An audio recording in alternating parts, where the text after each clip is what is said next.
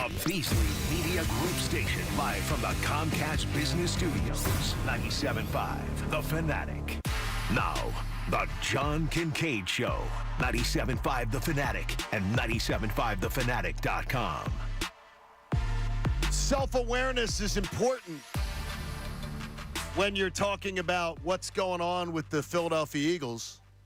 And little did we know that yesterday, when both gentlemen stepped behind microphones, Howie Roseman and Nick Sirianni, that we would get some answers, and we would get some, as I like to describe it, word salad.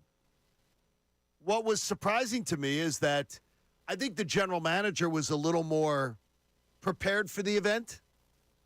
And once again, I do not understand, cannot figure it out, how Nick Sirianni, with weeks to react, with plenty of time to prepare, more than 6 weeks since the last time he sat behind a microphone, that somehow he still was unprepared to answer questions.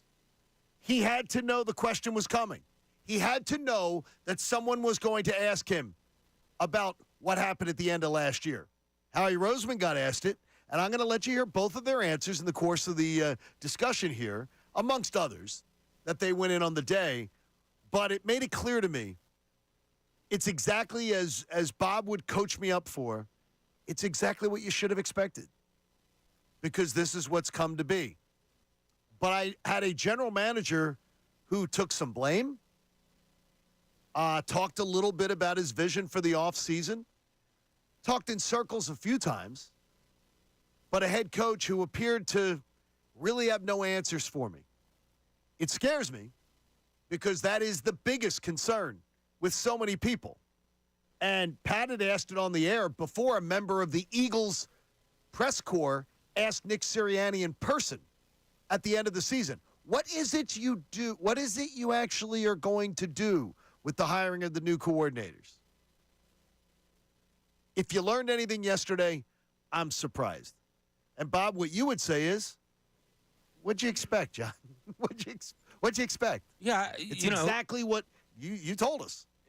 I don't know if it's that he's not prepared or if he doesn't want to give the answers. So you That's think all right. it's a what the hell happened to your football team? Well, there's a lot of things.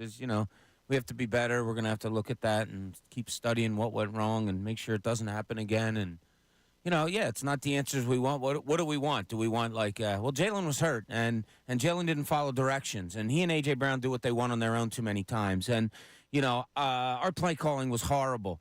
And, he's not going to say those things. He's just not. You're just not going to get that. It's not ill-prepared, I don't think. I don't think it's ill-prepared or he doesn't have the answer. I don't think he wants to tell us the answers. See, I think it's ill-prepared when you've had weeks to prepare for speaking in front of the media and you don't have a legit, if you don't want to tell us, then have something that sounds better than the merry-go-round of just gobbledygook is how yesterday it was described by our own Tyrone Johnson, I think, very eloquently. The round and round, just talk about his talking points. Here's Nick Sirianni yesterday when he was asked about, sort of what went wrong at the end of the season. What happened, what we did well, what we didn't do well, right? And obviously there was a drop-off and of how we played down the stretch and how we coached down the stretch. And, again, those are still in the early stages of us kind of identifying those things. Don't want to give you a premature answer.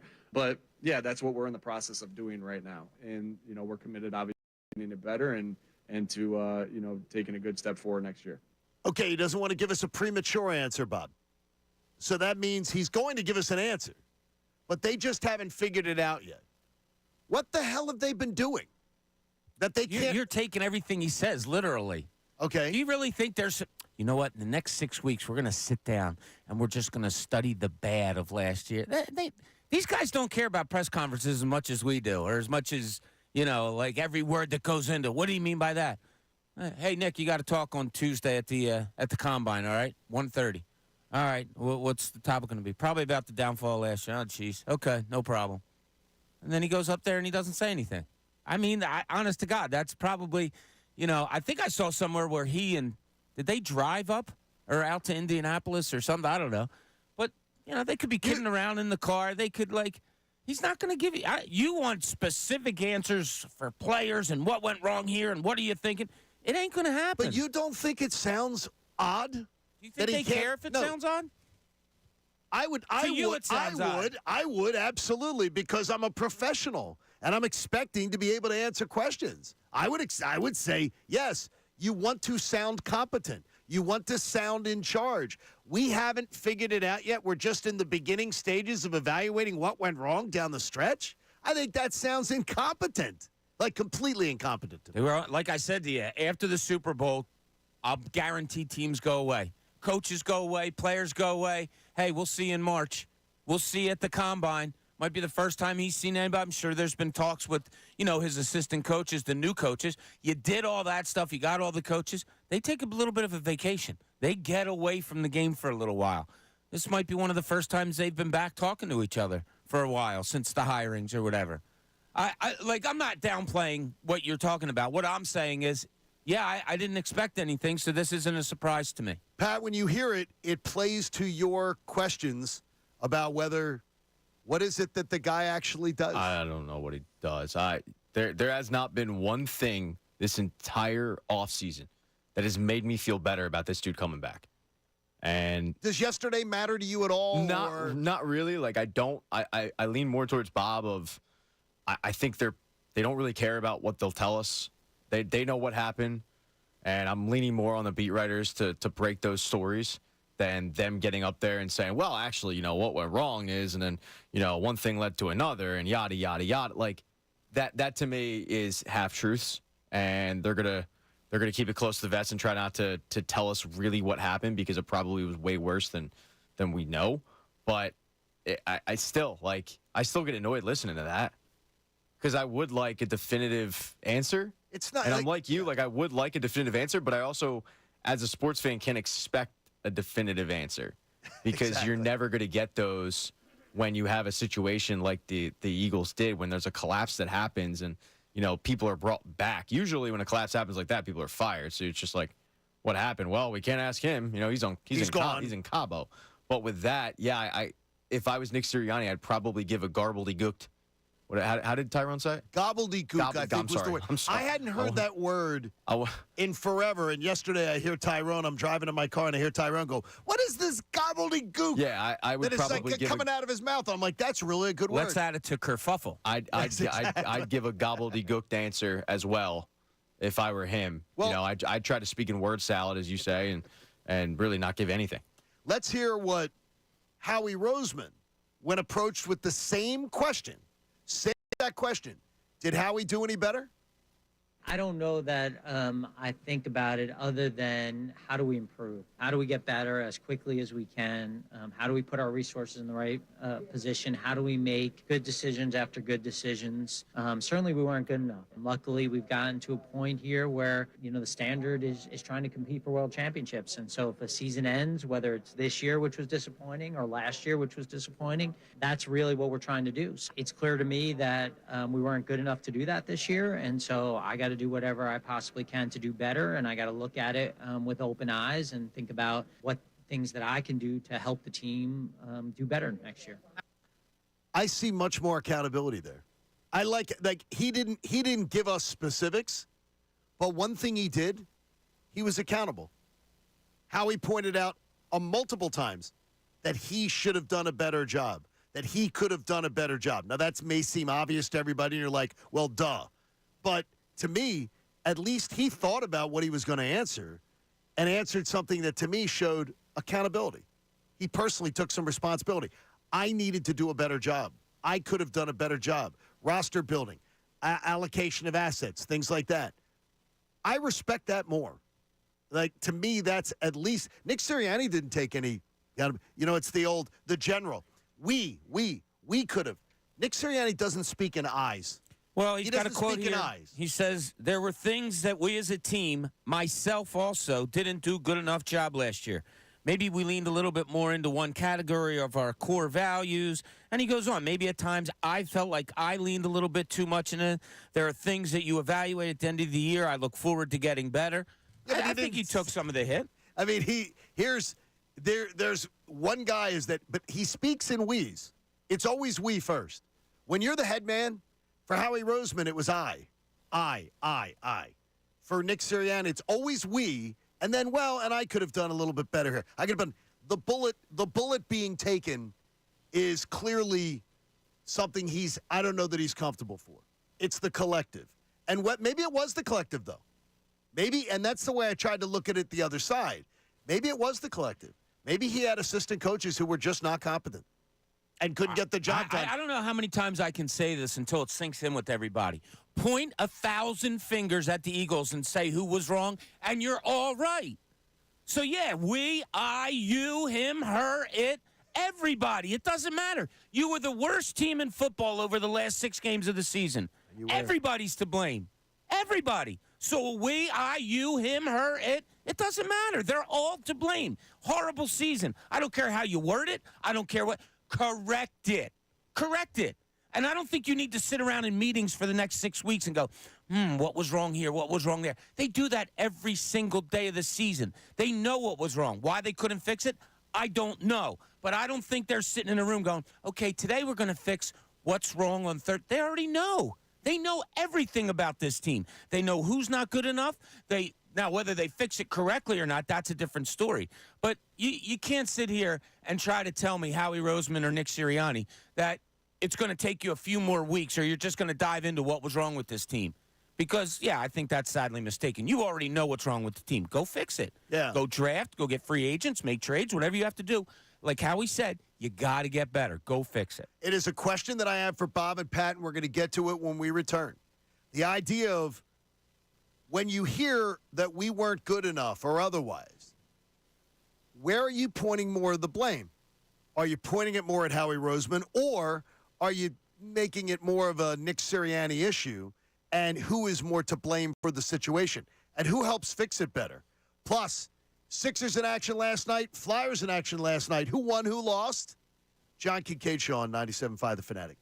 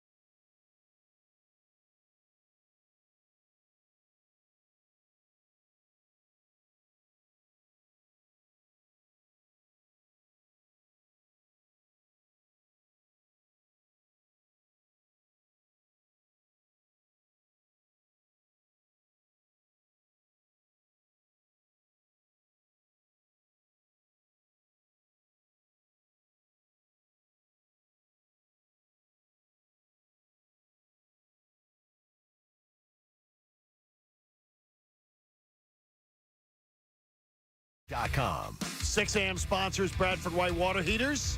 Bradford White is here for the pro. And unlike the electricity last night down at the Wells Fargo Center, my Bradford White Water Heater was doing a great job this morning. Haley was part of the blackout and everything. We'll talk about that game and more coming up in a disastrous night in Boston. She's still part of the blackout out there. Is there they have no lights out there either? She and Brendan are just sitting there in the dark. Like nothing. That drives me crazy. They like to set the mood. Why does it drive you crazy? It's not a mood. We're at work. Turn the lights on. But they're doing their job, so what does it matter? Set the mood. Explain I don't know that what one, that Pat. means, but I don't know. that either. But they're back there. They're living their best life. They're doing their job. I mean, I don't know why they have to have let there be light. No. Having lights on at work, it's not, Pat, it's not odd what Bob says. It's not. But what it's odd is that Bob feels the need to throw them on. Like if Bob had the lights really high and somebody decided, you know what, that's not good enough for me, and they came in and just turned him down and then walked out, it doesn't affect you. And here he goes. He's running out. Well, Bob, probably running in this studio. No, don't do Bob, that. I don't like it like this. This is my studio. You don't like lights on. No, I don't. But for whatever reason, Bob's out here. well, they're on now, aren't they, bitch? He's It really makes feeling a tough guy. It makes your skin translucent. I feel like Edward Cullen right now. I don't like it. This is ridiculous. All right, when you hear Nick Sirianni talk yesterday and you hear Howie Roseman talk yesterday, both about not being good enough, and again, Bob, you say it points fingers at everybody, but when you hear them talk about it, I feel like Howie took more responsibility for why they were bad. Talking about, I could have been better with roster building and asset allocation. To me, that sounds like Howie's a little more of introspective as far as, this is my part in it. I still don't know what Nick's is. I don't actually know what his is. But the idea of this, you always say in the off season, it's the general manager's problem. In the season, it's the coaches, more of a coach's issue. They have to be front and center. Does it make you reflect any differently at all on maybe who's a little bit more to blame for what went down at all? Once again, John, 1,000 fingers. They're all to blame. I don't know how many times I can say it. No, look, Howie could stand up there and say, I screwed up. I should have gotten more.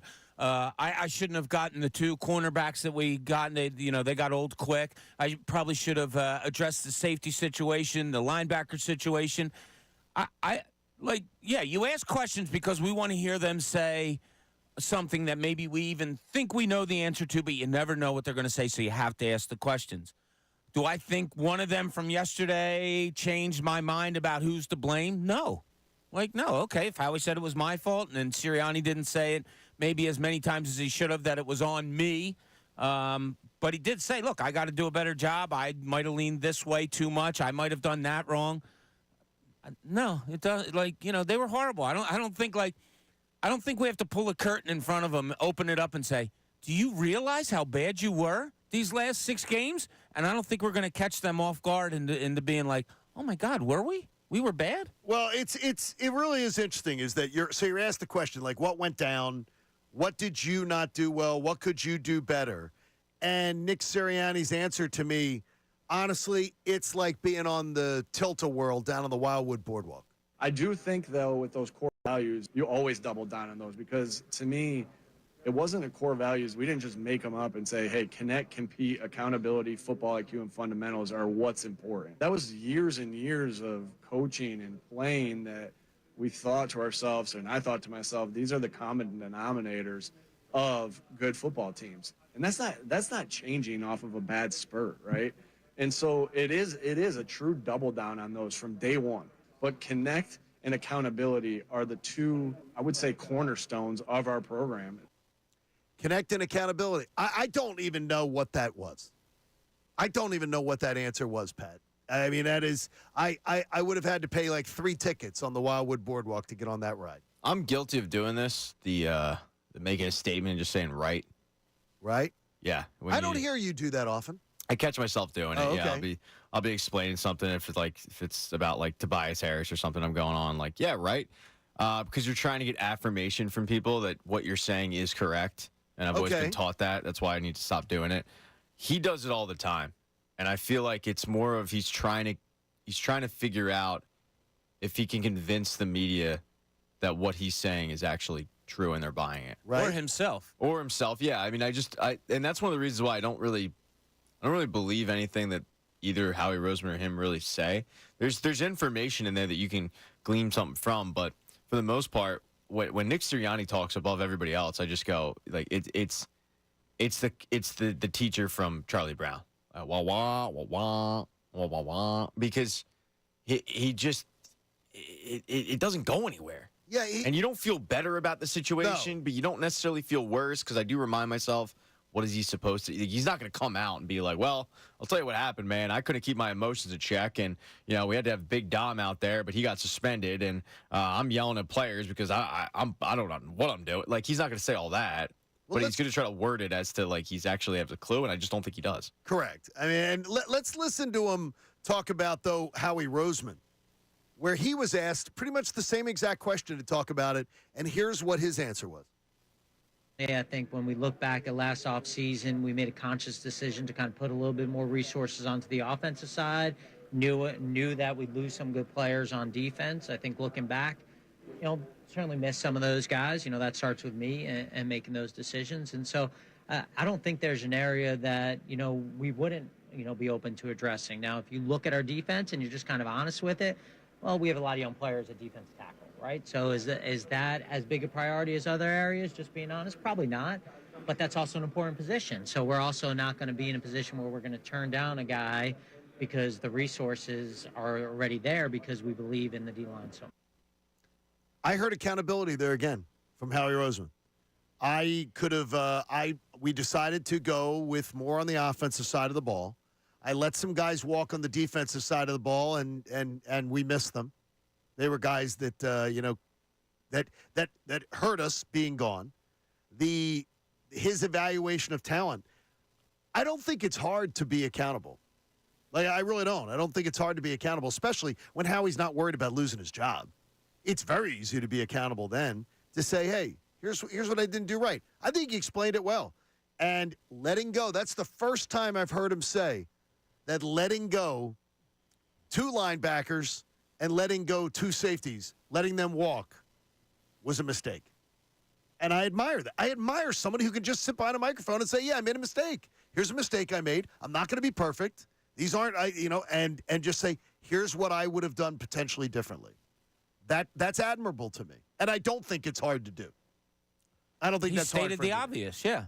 He stated the obvious, that they shouldn't have let go of the linebacker. Javon Hargrave leaving hurt them. Young players in the middle, our young players in the middle, and, defensive side of the ball suffered. Yeah, that was good. If you want to throw admiration his way for stating the obvious. Well, I don't hear it from Sirianni. I don't know what you want. What do you want him to say? You do this every time. What I could have done, I should have done better. Don't talk to me about core values. Just say, I just got it from Howie. I got Howie's direct. Here's Howie saying, here's where directly I screwed up last year. Here's where we could have been better if I didn't make these decisions. And in retrospect, I could have done better.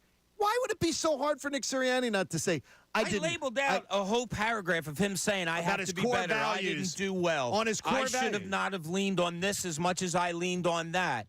I mean, I'm not here defending either one. Like I said, I really don't care of dissecting everything that they said. Like, they didn't tell me anything I didn't know. I didn't glean anything of their personalities that's totally different because they stood there for 12 minutes and talked yesterday. I think last year was obvious. They sucked the last 7 games of the season. Howie said we have to get better. Sirianni dove into leadership and all that stuff about his players core and values, where they core are values. and all. Yeah, I mean, okay. I don't know. I admire it, Pat. Bob doesn't care. I admire it. That Howie took the bullet on a few things there. In a way. In one soundbite. In a way, I mean, I agree with both you guys. Like, do I admire it? Yes. Does it make me feel better? Not really. That is a big point. I probably could have told you that letting two safeties go and, your only competent linebacker go was probably a mistake. The Javon Hargrave one, I still don't have a problem with that. I don't have a problem with it because for most of the season, Jalen Carter was eclipsing him. I didn't think that there was that big of a drop off there, but yeah, I mean, what upsets me is like I hear, like when he talks about the defensive tackle position, he goes, "Well, we got 2 young defensive tackles. We're not going to ignore it." No, please, God, ignore it. Like ignore it. I mean, Because you don't have 2 young defenses. You have 3. Like Milton Williams is very more capable. Please, I don't want to see you go out and address defensive tackle. But this organization is so obsessed with the line that it's like, would I be shocked if they went out and took a defensive tackle in like the top 3 rounds? You've No, talked about I wouldn't. You've talked about the offensive tackle. You wouldn't be surprised if that's the first-round pick. I wouldn't. No, I mean, offensive tackle is, I mean, the right tackle position. They desperately need a safety contingent for Lane Johnson, who's going to be retiring eventually. But, hearing him talk about that personal, like, I'm like, oh, dude, no. Like, if I want him admitting anything, it's just like, yeah, we need linebackers. Like, I need an organizational switch, and I don't need him defending, well, hey, it's not like we don't prioritize linebackers. That's a myth, and actually we do, and if you look at this and that. No, I need you admitting, instead of admitting what you did wrong last offseason, admit that your organizational philosophy of ignoring a key position has not worked. Is dumb, Yeah. and you're going to address it either in the draft or free agency this year. Well, how about if we're going to throw admiration at Howie Roseman for saying what he said, how about you find fault in what he said also? Well, why the hell did you let that guy go? Why the hell did you let a linebacker go? Oh, we give him fault every day. We've been giving him fault on that for 8, 10 months. So he stated the obvious, and we're throwing admiration at him. Okay. It doesn't, yeah. Nick Sirianni says, well, I doubled down on some core values and ignored others and didn't. He didn't tell you anything. He didn't give you any substance. Howie gave me substance, at least. He at least took responsibility. Man. So, I do. I like accountability from leadership. I think it's a good strategy to have. But we'll have more on what else we heard, especially about Jalen Hurts, A.J. Brown, and more coming up. I didn't like what I saw in Boston last night. So that's clear. And there's no explanation of how it can get – I don't know there's any explanation of how it can get better. And it's exactly as you previewed for us yesterday, Bob. It's just this team's gutted right now. With the loss of one player, they've been completely gutted. Yeah, and, they tried something against Boston that worked a little bit early last night. They're doing dribble offensively, and they were getting some decent results because you're a guard-heavy offense. When you have a Maxey, a Heald, an Oubre, even a Tobias Harris out there, you have more perimeter players than you have anything else. So he tried doing a dribble weave last night against Boston. It worked early on. You made some shots. You took advantage of driving to the basket when you could. But then, talk about core values. Then the core of what this team isn't right now just started to shine through. Boston got to the basket. I was counting up until the first quarter. I think I had I think it was 9 of their first 12 made baskets were in the paint. It was and it was the ones easy. that weren't were wide open threes. They can't play defense. Tobias Harris looked lost again last night, and that's getting worse and worse and worse. You hung with them through guts and effort for a little while, and then Boston's true talent shows up. It's just not there. And Buddy Hield gets you 6 points last night. Gets only 8 shots up in 29 minutes.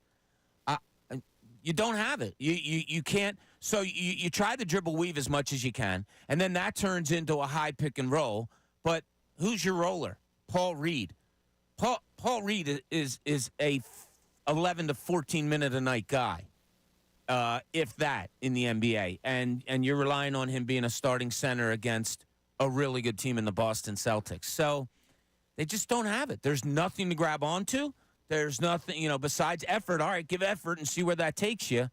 Boston's too good to overcome them with just effort. It's not there doesn't seem to be any counter move, too, which, again, it just makes me look. I understand.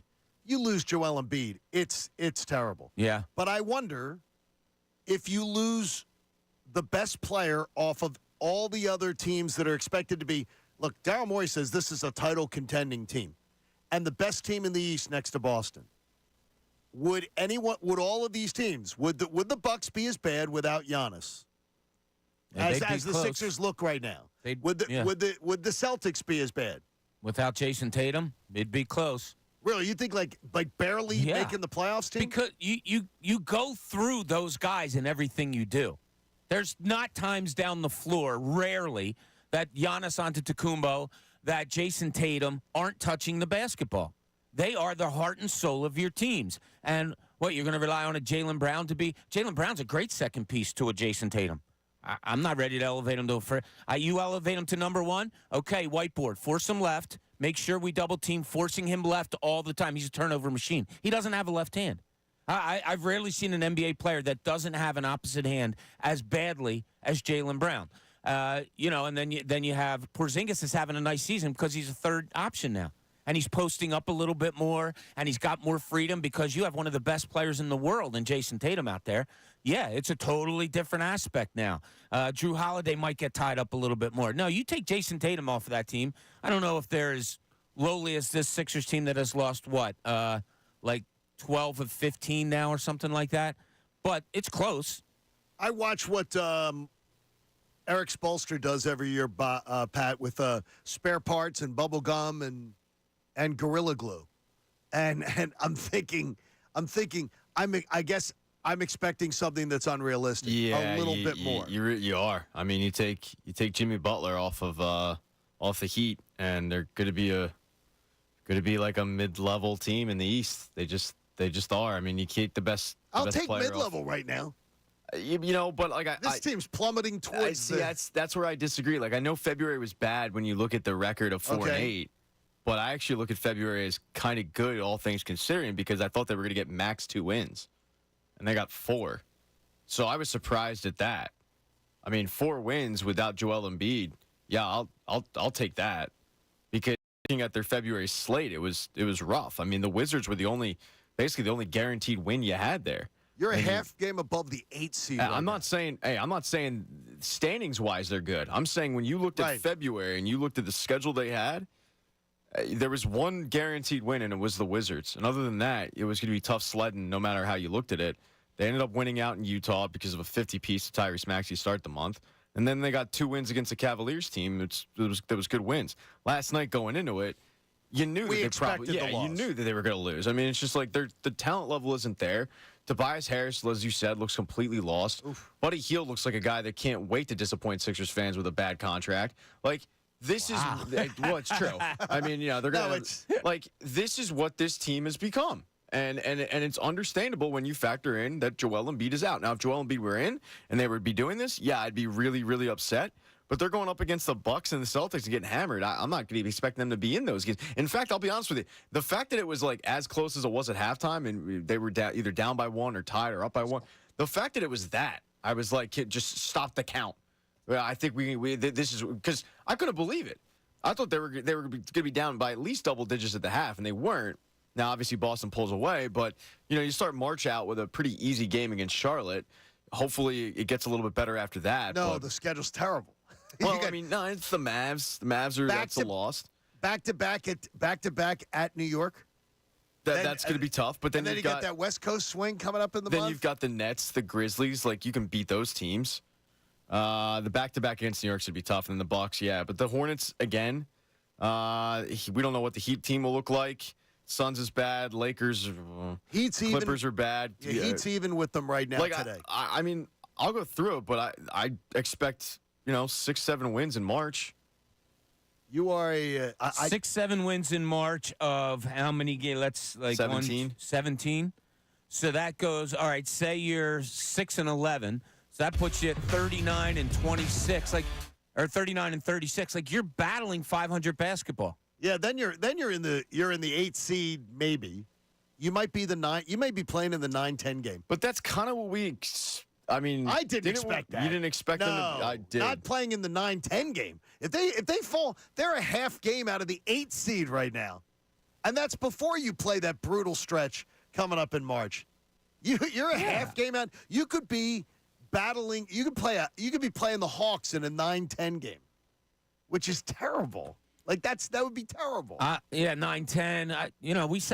I don't know. We did talk about it on here, saying it wouldn't surprise me if they're in the play-in tournament. Yeah, I didn't expect it to plummet. I really haven't expected it to be as bad as it's been. Well, I mean, listen to what Pat's saying. He's being a little bit more optimistic when he says, they play the Nets and they should beat them. I don't know who this team can beat right now. Yeah. And I don't want to sound eagle-ish like we did at the last 7 games of the season, but, I mean, they're not good. When you're one of your leading scorers, who should be your leading scorer, Buddy Hield, gets you 6 points in a game against your number one rival, that's not good. When Tobias Harris, people putting on Twitter last night, like, look at this sequence. He looks lost. There's no effort. He's not even trying. That's not good. This is, like I said yesterday, this is going to start to blow up really, really badly because fingers are starting to get pointed in directions probably that they should. I don't think they're getting. I think there's fingers pointing at one guy right now. What do you mean? Tobias Harris. Oh, well, I mean, look, Buddy Hield comes in here and he scores 20 points in like two straight games, whatever, and it's like, oh, cool, you have that guy, and now he's nowhere to be found. He can't create his own shot. Yeah, well, that's He's not just good. lost, You brought him in here to be something, dude, and I'm right with now you. he's not being much of anything. I'm But if ready to be Joel's hurt again. back, and healthy, what do you say about Buddy Hield? Buddy Hield's going to have much more space. Oh yeah, when And you know Joel what I mean? comes So, back, like, it's a totally different game. It's completely different. By the way, in the month of February, they've lost the 8 games by 16 points on average. They're not even close. They're not competing enough, and they got a lot to do. And obviously the slate's bare for next year, so they got plenty of opportunity to be able to improve on that. And ESPN, was the game on ESPN or TNT last night? TNT. TNT. They announced that the Sixers are going to have an announcement in a week on an update of Joel Embiid. Now, yesterday was exactly 3 weeks since he had the surgery. We know that when he had it, it was labeled as a 4 to 6 week thing in some cases. I questioned whether 4 to 6 meant he's working out and he might be ready in 4 to 6, or that's when he starts to get on the basketball court at 4 to 6. Yeah, Bobby, we all don't know. We all know what that email is going to be. It's going to be about 3 sentences, and It'll it's be going to say reevaluated. Joel Embiid will be reevaluated in 2 to 3 weeks. He continues to progress towards a return to play. That's what that's exactly what it'll say. Because we've seen it. Like they go in the archives and they just pull one from a couple years ago and Insert they name here. copy paste. Yeah, they don't even have to insert the name. They take one from Joel Embiid's other injuries. Yeah, that's and they, true. I got Insert it right injury here. I got an email from Jerry Colangelo yesterday. Yeah, exactly. I Yeah, mean, they just forgot I think to take the they've name used out. it before. 22 games left for the Flyers. Big win last night, and a trade deadline approaching. Plus some interesting news on where this organization's heading. John Kincaid Show on the Fanatic. Fanatic Sports Update. Sixers win. Sixers not so much. I'm Pat Egan. This.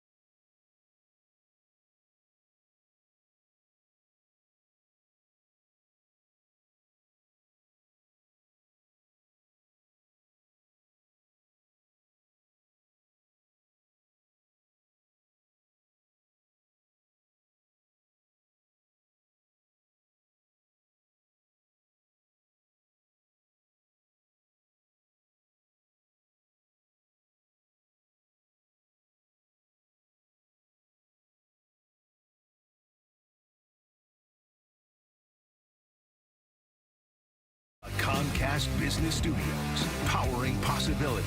97.5 The Fanatic and 97.5thefanatic.com. The John Kincaid Show with Bob Cooney and Pat Egan continues. 97.5 The Fanatic and 97.5thefanatic.com. Flyers win last night. We'll get to the plans of Comcast Spectacor and what they're going to do down in the parking lot. Pat, I don't know if you've heard the details yet of the plan. I've not. They didn't alert me to any plan. Dan Hilferty will call in today. Oh, I saw discuss him, it. actually. I saw him over the weekend. You did. Well, he's going to come in on, he's going to be calling in around 8:50 today to share the plans that the sports complex is about to get a new look, including a new hotel and more bars and restaurants and stuff. So we'll talk about that coming up a little bit later on. Biscuit, what have you been doing, baby? Biscuit. Yo, what's going on? What are you doing? Oh, man, I just been ripping and running. I've been listening, but I haven't had any time to call. We appreciate you. But listen, I thank you. Listen, I couldn't even watch that game last night. Tobias Harris got to go. I mean, I can't do it anymore. I called Sunday because I was at the game Sunday. We had a Sunday game at 1 o'clock. I left there. I commented. I was a little more emotional. But I'm like, they got to go. He got to go. You're ready to do it. I'm ready to do it. I'm ready to pull the trigger. I'm sorry. Can't take it anymore? I mean, it's no, you can't take it. I can't take it anymore. It's just my heart, man. He's not as good as I thought he would be. Could he be better with Embiid coming back? Like, is there anything about this team right now? And I know it's hard because they're 4-12 over the last 16. But is there anything about this team that when Embiid comes back, Biscuit, that you like? Embiid opens up the floor for the rest of the players. Right. Yeah. You know what I mean? But I still need Tobias Harris to go to the basket with some authority. He's not doing it. And can I say something about that interview yesterday with the Eagles coach? Yeah, real quickly. You got noise in the background. I don't know where you are, but you got a bunch of noise. I'm sorry. Yeah, I'm still on the bus. All right, man. But listen, I'll give you a call some other time. All right, buddy. Take All care, right, Biscuit. man. Thanks, Biscuit. There are a lot of people that are in Pat's boat that can't take it anymore with Tobias. They just can't. They can't. I'm done. He ain't helping himself. I am done with that dude. Somebody. I'm sorry, Bob. No, go ahead. Let me go off here. You get a combine, and I always talk about the combine because of the position he plays, and I think it's important to add in all of it, the points, assists, the rebound. You go out there, and you get a combined 15. That's incredible. Like That's an incredible. 15. This guy was somebody that when he showed up in Philly, he'd had the quietest 20 to 25 points. Like I was a fan of him. I mean, you wouldn't notice it because he wouldn't go on these long stretches, but at the end of the night, you'd be like, wow, this dude had 20 points and 6 boards and 3 assists. What a good night. What a good trade. And consistently, he tended to have 29 minutes, 0 assists, two boards. Maybe it's just the fact that I can't get over in the playoff game when I went back and charted it because I was a sicko and I was going through it and I charted how many times he touched the ball past half court, and it was like twice that he actually touched it, and both of them were basically just grab the ball and hand it off. Like, this dude just does not care. I mean, maybe he does. I don't want to say he doesn't care, but this is horrible, what I'm watching. Like, he needs to get benched. You need to send a message. And I don't care if you don't have a competent backup and all. What does it matter at this point? Like, take a game that you think you're going to end up getting hammered in and bench his ass. Because at this point, watching him go king cardio for 29 minutes as a max player, yeah, I that to me is more frustrating than watching them lose to Boston yet again. It's watching that. I'm watching the game last night, and they're battling in the first quarter. They were trying and all. They start the second quarter. Listen to this lineup they had in. How about Kelly Oubre, Cam Payne, Nick Batum, Kyle Lowry, and Ricky Council IV. You're starting a second quarter of a tie ball, and I'm not blaming anybody. This is what Nick Nurse, felt he had to put out there, or only had to put out there.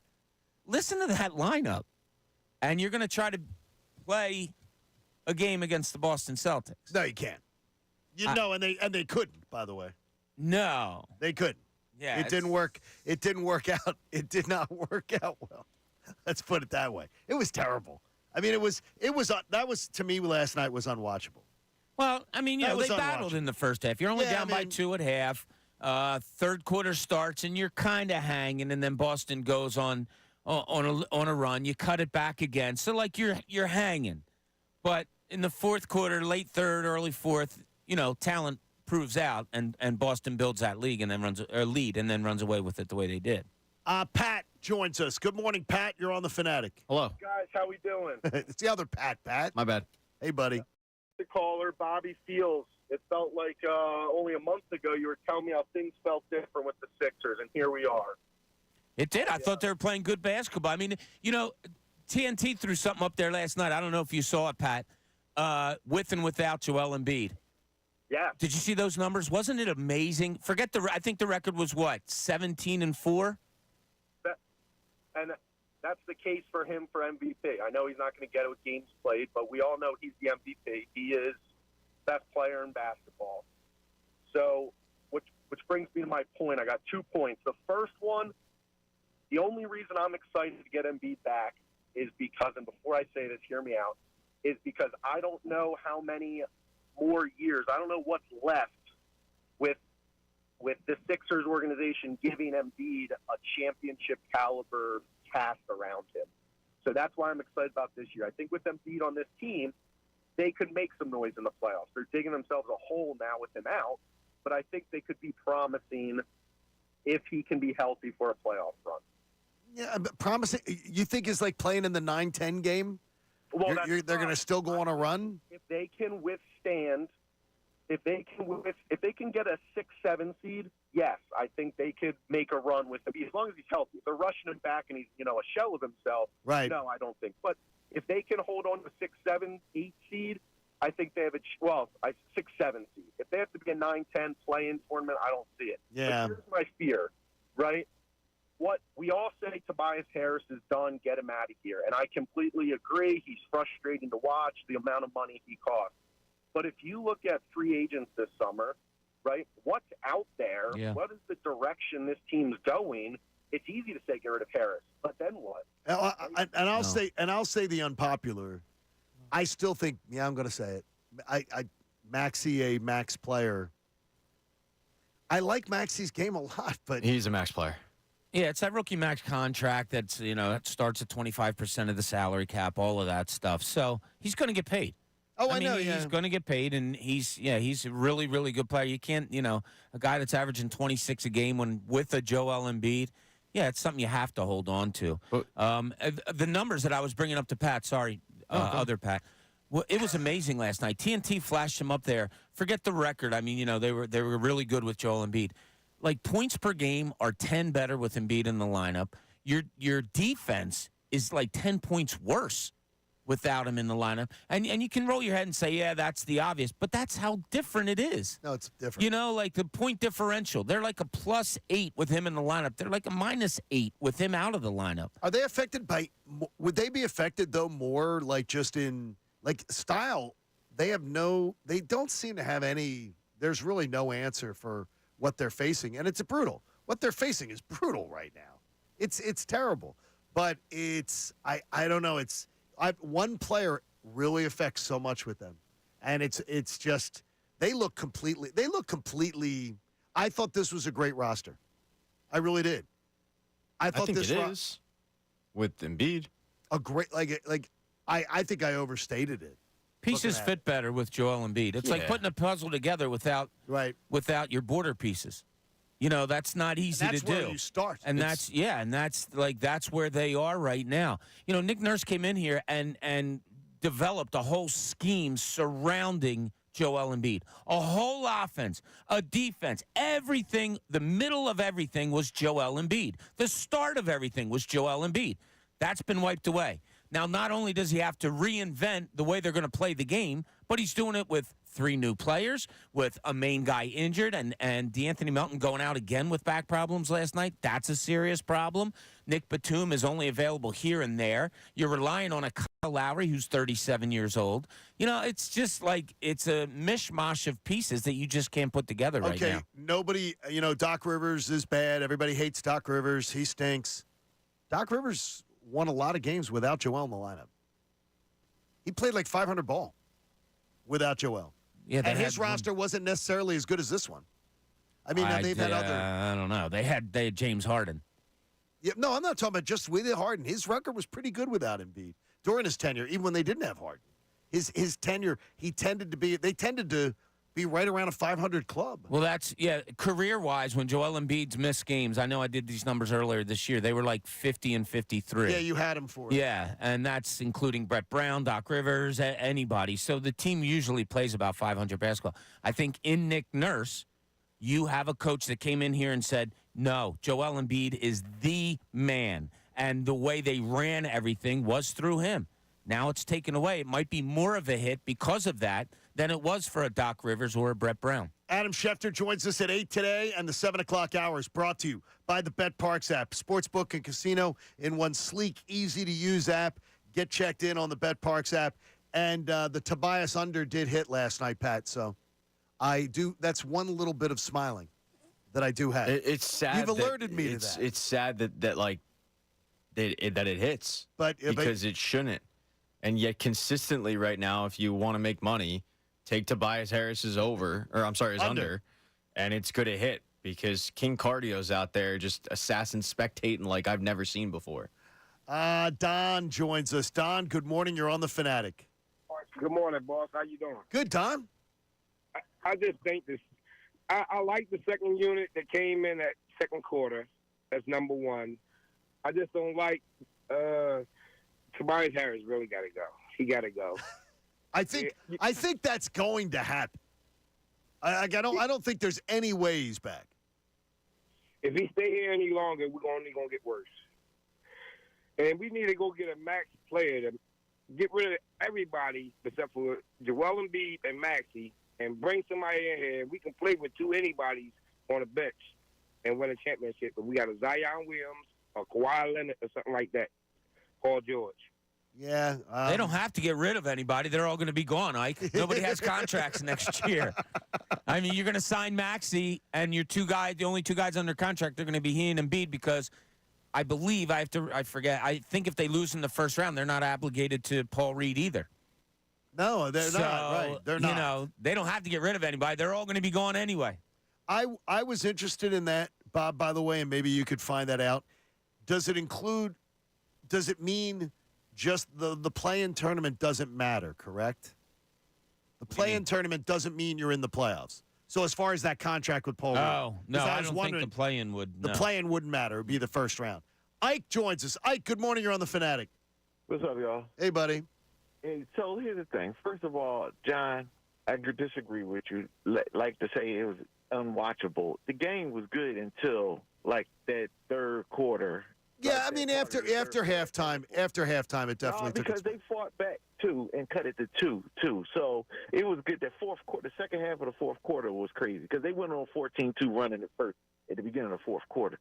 Second of all, Maxey is a max player because you see, if it wasn't for him, they would have been down 30 or 40. He kept them in the game single-handedly in the first half. Then also Tobias, I'm with you, Pat, so bad because that one sequence when Maxey was driving and they was on a break, he dished it to Tobias. Tobias went so soft to the lane, and I think they said Derek White blocked it. Then right back the next play, he jogging back, and Derek White dumped right in Paul Reed's face. And that was the last thing I want to say. I'm hearing who I think is a big blame for this. Not Nick Nurse, because he's doing what he got to do. Daryl Morey. This is malpractice that you don't have a big man. You don't have one big man to do that. I know they tried to get Drummond, but come on, you got to have a backup plan at the trade deadline. They don't have they get killed in the middle. Bo Bamba is 7 foot of trash. He runs so soft. he sit there and play, and they say, oh, he had a good game. Yeah, he hit a couple threes, but he get muscled so easily down there by little people. And Kelly Oubre might be. I don't want him back either because he plays so unintelligently and takes the dumb shots. I think we know. Good at the beginning. I think we know why Kelly Oubre has bounced around the way he has. The numbers are still impressive when Embiid's around, but I think we understand what he is. He's going to be a journeyman I would imagine, for his whole career. Yeah, and that's the job of a general manager. A journeyman who has some talent that averaged 20 points in the league. So you say, all right, there's something there. If I add him with the Joel Embiid, does it make that something there even better? Maybe that happens with a Kelly Oubre, like you said, John. Maybe that happens with a Buddy Hield. We've seen that Nick Batum plays really well when he's on the floor with Joel Embiid. Maybe these guys all get that much better when Embiid is here, but right now he's not, and they're just reverting back to what's wrong with their games. All right, Josh, welcome in. You're on the Fanatic. Hey, just to piggyback on what the last caller said, it's great. We're going to have all this cap space. Everyone's gone this summer. I think I finally lost faith in Daryl Morey. If you go over since he's been here, not paying, we should have the highest paid backup center in the history of the NBA and the best backup center in the history of the NBA going into every season. To assume Embiid, to assume Embiid will play more than 50, 60 games, not be hurt for a couple games in the playoffs is just egregious. Yeah, it's mind-blowing to me. I'm with you on that frustration. No, makes perfect sense, yeah. I mean, a guy that averages – probably 60 games a year, maybe a little bit more. Yeah, you're going to have to start another center for 20 plus, let alone, there's going to be nights when he's not feeling it. The Pat Bev thing where he came out and said, it's crazy that Joel Embiid was getting numbing stuff in the middle of the game on his knee. And he said, everybody was praising him because he played 3 quarters and had 30 points and all. Well, that's all he had to give. Like, that's scary. That's scary stuff. For Pat Bev to say he never saw guys getting knee-numbing stuff in the middle of a game, and Embiid was doing that and giving 3 quarters because that's all he had to give. We could roll our eyes. Oh, it's Pat Bev, and he's pissed off because he's not here anymore or whatever. But nobody asked him to say that. I mean, that's it makes you wonder. You have 22 games left for the Flyers. You heard it on WMMR last night. Flyers with a dominant 6-2 victory over Tampa Bay, a team that obviously has complete pedigree and has been struggling a bit this season, but they're in a battle with them potentially for a wild card down the line. Flyers securing a huge win last night. And with 22 games to go, they are sitting here like this. They're 5 points up on the Devils this morning. Devils have a game in hand. They're 6 points up on Washington, who have 2 games in hand. And they're 7 points up on Pittsburgh, who has 4 games in hand. But at this time of year, Bob, I don't think I'd want games in hand. Like, because that's going to mean you're playing a bunch of back-to-backs. You're jamming in games late in the season. This Flyers team, 22 games left. And one of the good things about it, too, with that team is 13 of the 22 will be at home. They have a very favorable schedule, even though they're a better road team, which doesn't make sense. They're just fun, and the way you stagger it last night, you watch the whole first period of they started 7, Sixers didn't start till 7:30. And then one of the things I put in our show sheet, I had a magic thumb last night, John. My timing was perfect. So I go over to the Sixers, watch most of them, commercials, go back to the Flyers. Or when I felt the Sixers were going to, not play well, go back to the Flyers, boom, I would see a goal. And boom, I'd see another goal or a big play or a great save, and then back and forth. And then the Union came on at 8. So I was, dipping into that a little bit. Saw 2 of their 3 goals in the limited time I was able to watch it. Thumb goldness last night, John.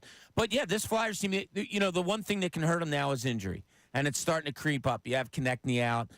Some other guys are hurting a little bit. Cam Atkinson getting a healthy scratch last night. So Tortorella's still doing what Tortorella does. But they're fun. And that was they mentioned it on the telecast last night more than a few times that was a big game for them. Good to see them come through in a big game, yeah. And now you've got Washington coming up on Friday night. You're at Washington. And Washington, again, they're one of the teams trailing you. That's going to be a huge game. And then the schedule gets a little more favorable. You got a bunch of home games in March that hopefully will help you be able to take advantage of this. But it's going to be a battle down the stretch. 22 games to go. Not something I was expecting. Flyers to be in playoff position heading into March. Not what I had on my. No, I don't think any of us really thought they were going to make the playoffs, but they're going to make the playoffs. Like, I'm not even worried about looking like I think they're going to make the playoffs. I think it'll be a good lesson for them no matter what happens. I'd like to see them get healthy. Like to see Konechny get back soon. Drysdale's, when they say weeks. Yes. That and on a shoulder on a shoulder that he already had previously hurt, that's tough. That's the thing that can derail them, I think, is the injury bug. But yeah, it's going to be a fun. And look, if they falter down the stretch, I'm sure John Tortorella has probably, took them aside and said, "Look, this is our playoff run now. Right. This is our playoff run. Let's look at it that way." And they're going to glean something out of these last 20+ games, no matter what the outcome is. Nick Sirianni addresses Jalen Hurts' leadership skills, and Howie Roseman talks about, that secondary, it could have been a lot better. And he had a big deal at making that happen. John Kincaid Show on the Fanatic.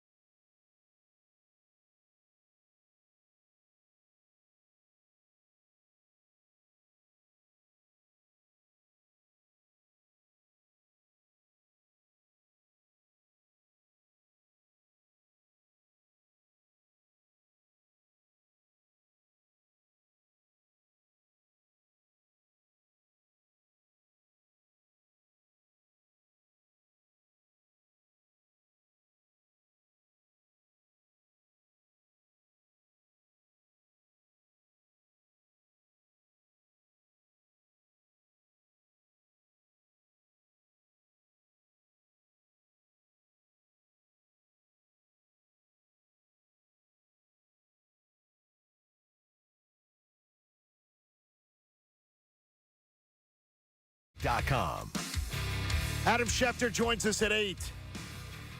Scouting combine going on, and players starting to get talked about. There seems like there will be an active trade market in the NFL. They think it could be one of the most, with the $31 million being added to the salary cap. They believe that this could be one of the most active trade periods we see, not only of draft picks but players as teams maneuver around with their salary caps. So they're trying to do a little bit of a postmortem, though, on last year still, and because we really haven't had the opportunity to hear much from what went on around the Eagles.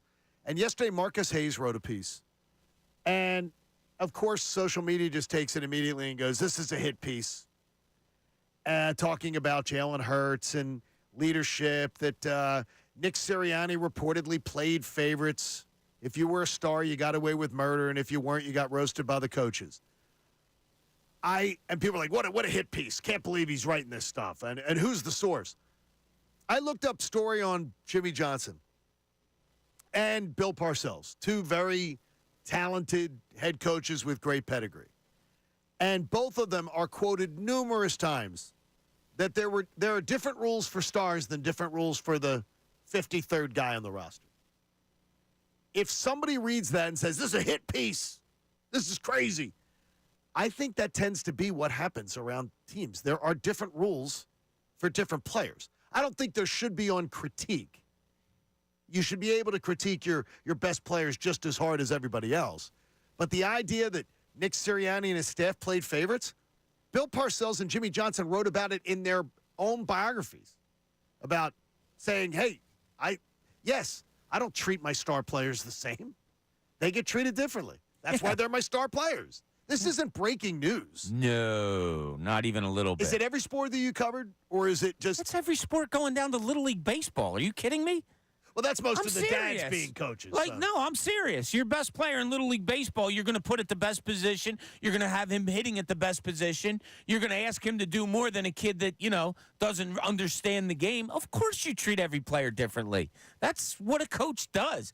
Now, if you're going to dive deeper into it and say holding accountable and all of those things, I hope it's not vastly different. I hope that if a Jalen Hurts has an unexcused absence to a practice, that he's treated the same way as player number 53 has an unexcused absence. Yeah, I'd like to see the parity there, absolutely. But of course every player's treated differently. This is like I said, from the day you started playing sports, if you were one of the better players, guess what? The coach probably leaned towards you a little bit more and said, "Hey, Bob, can you do me a favor, steal second and third every time you get on? And I'm going to hit you first in the order, and you're going to play shortstop. And if a ball's hit up the middle, make sure you get it because the kid playing second isn't as good as you, and you got." Like, of course you're treating everybody differently. It's so crazy, the idea that, they're treated differently. The greatest coaches in the game treated their players differently. I'm drawing a blank. UCLA. Dick Vermeil. Basketball. One of my favorite. John Wooden. John Wooden. Oh. His book is amazing. John Wooden led his best players and rode his other players. His best players literally ran roughshod, and he wasn't apologetic about it at all. So that tells me about that. So leadership questions come in on Jalen Hurts. They need him. They need him to be a different leader. So Nick Sirianni was asked about it. What about Jalen Hurts as a leader?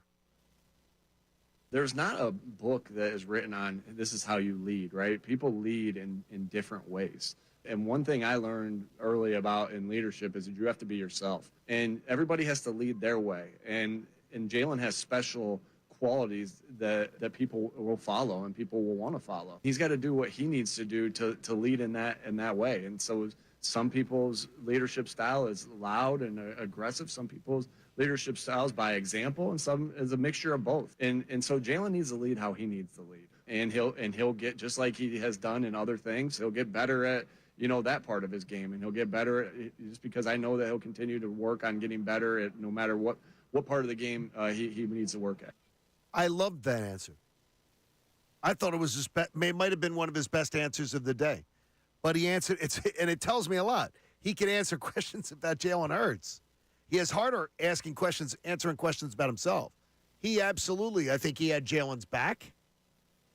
I think he also lent credence to the discussion that he's got to find what's comfortable for him as being a leader. But I thought that Nick Sirianni had his quarterbacks back, but also said, hey, yeah, he's got to figure this out. It's funny. We came in here and I highlighted something before we even did any of the cuts or anything. And I thought one of the things he said, here it is. It was a little bit there, but not all of it. I learned early about leadership is you have to be yourself. If you lead and you're trying to be something you're not, is when you lead, that gets seen through. Exactly. This is my point about leadership. Like, just be yourself. If people want to follow you, that makes you a leader.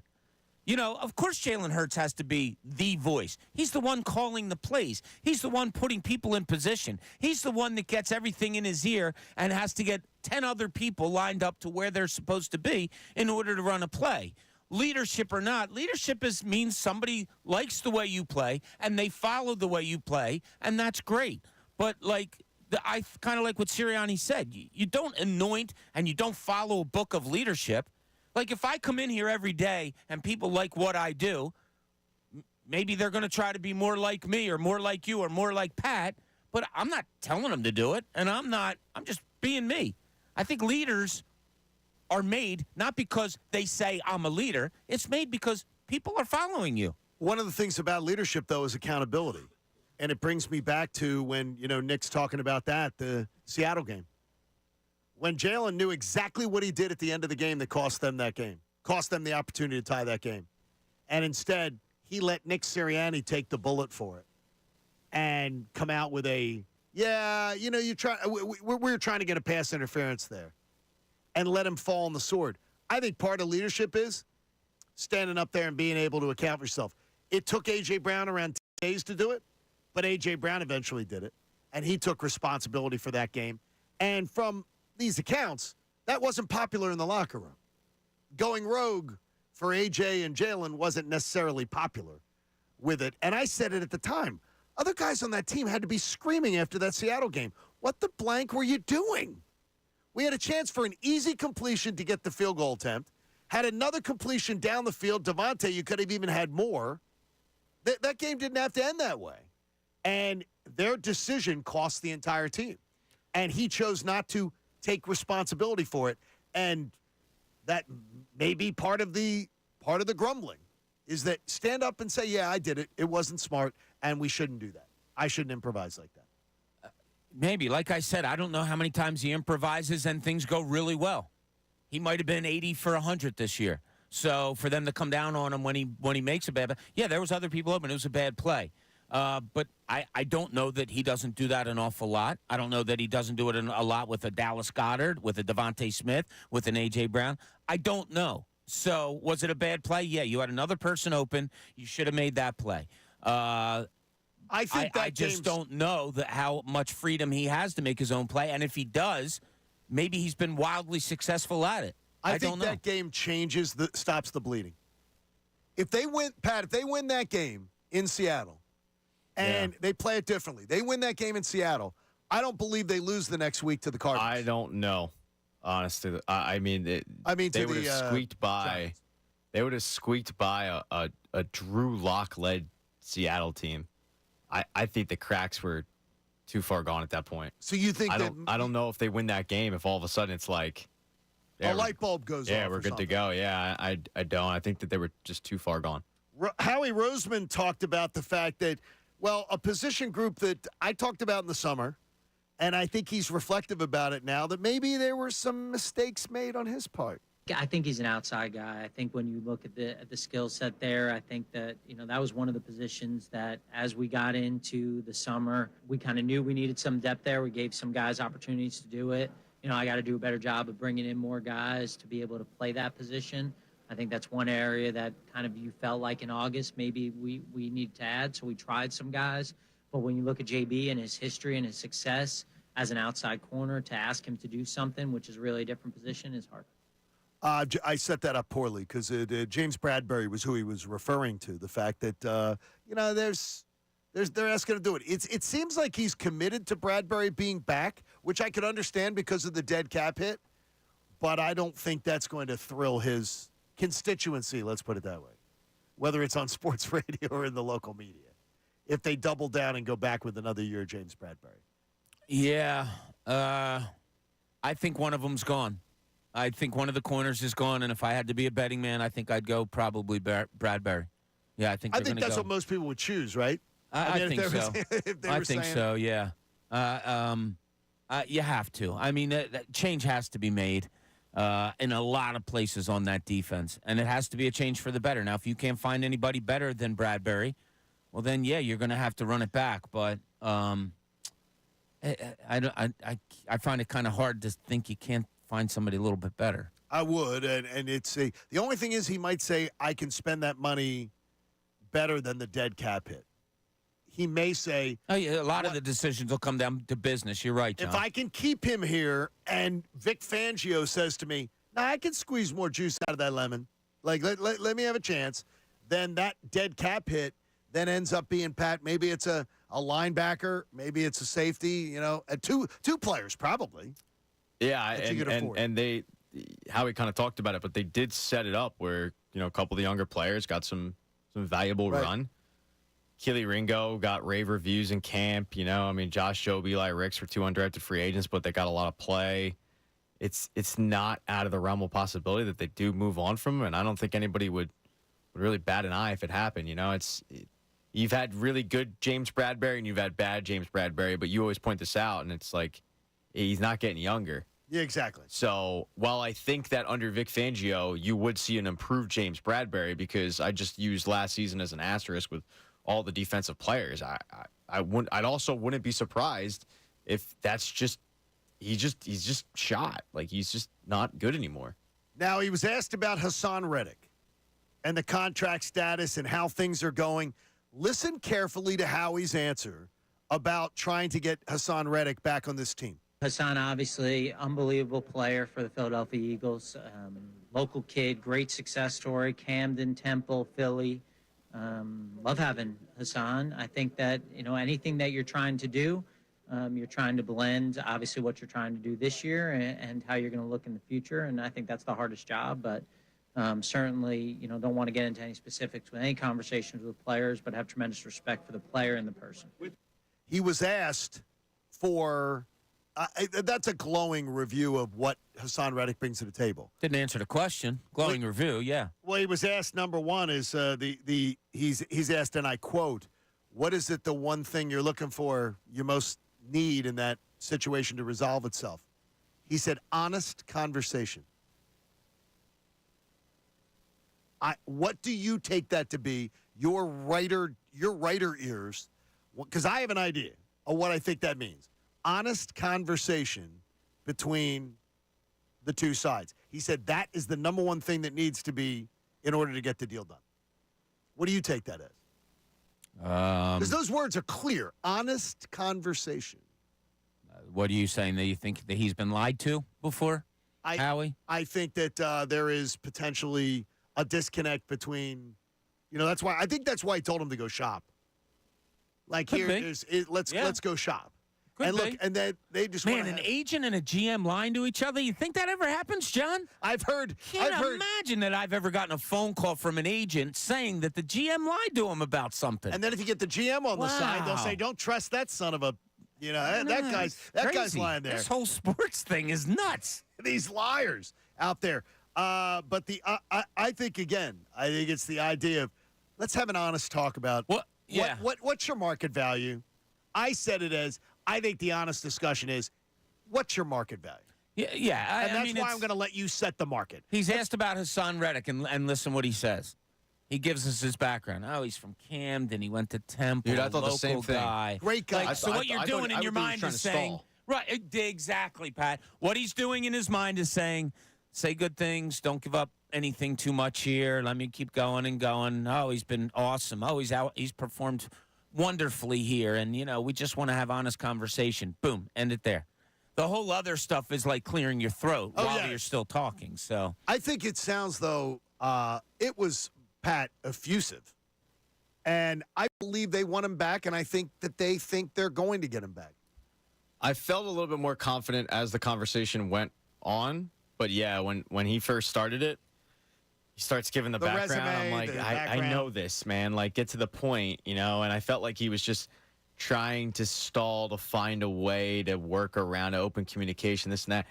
I do think that there's a little bit of like you think cat and daylight? mouse going on right now between him and Hassan's team, the agent or whatnot, where, when you say open communication, that to me tells me that they might not have talked in the past couple days. It's like, you're waiting for a phone call back. No, you call me. Why should I call him? It's one of those things. But I did feel oddly a little more confident that he'll be back after hearing it. We'll ask Adam Schefter about it. But on NFL Live, they were discussing it as part of the, different players as part of the panel. And one of the things that was discussed is if Hassan Reddick was going to be traded, it's most likely coming down here before free agency. It's not going to be a draft night, most likely trade. And that if somebody with his status is not finding a trade partner, the price is too high. That was clearly what they were like. The price is too high. What he wants to be paid on his contract, that's why there's no trade being made. So the longer this goes without a trade, it's the team that's trading for him, the asking price is just that they don't want to pay the contract. Yeah, the Eagles are in the better situation, obviously. The guy's under contract for another year. They don't trade him. He's here. And what is he going to do, sit out when he's got a contract? I doubt that. They're looking at what other teams may be offering, if anybody is.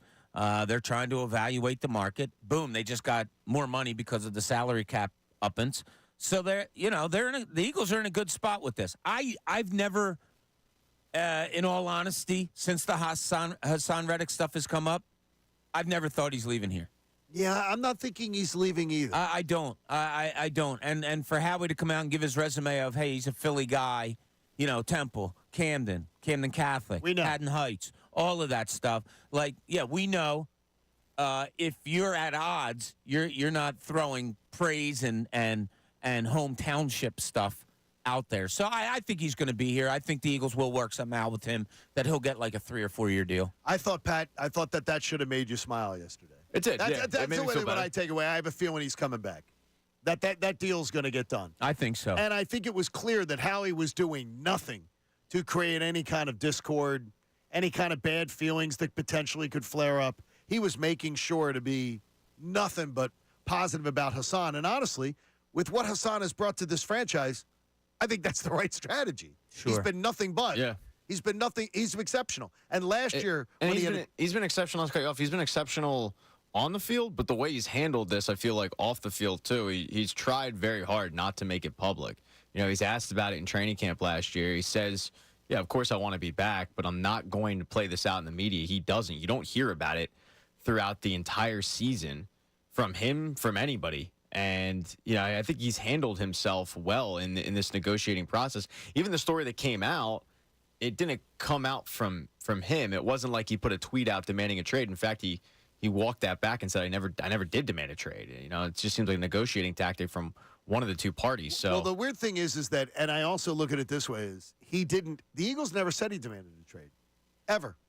But he was open to find a trade partner, which is completely different. The Phillies did it with Nola. I don't know if it was the way I took it was the Eagles are letting him go to try it, but I don't look at it like he's open to it.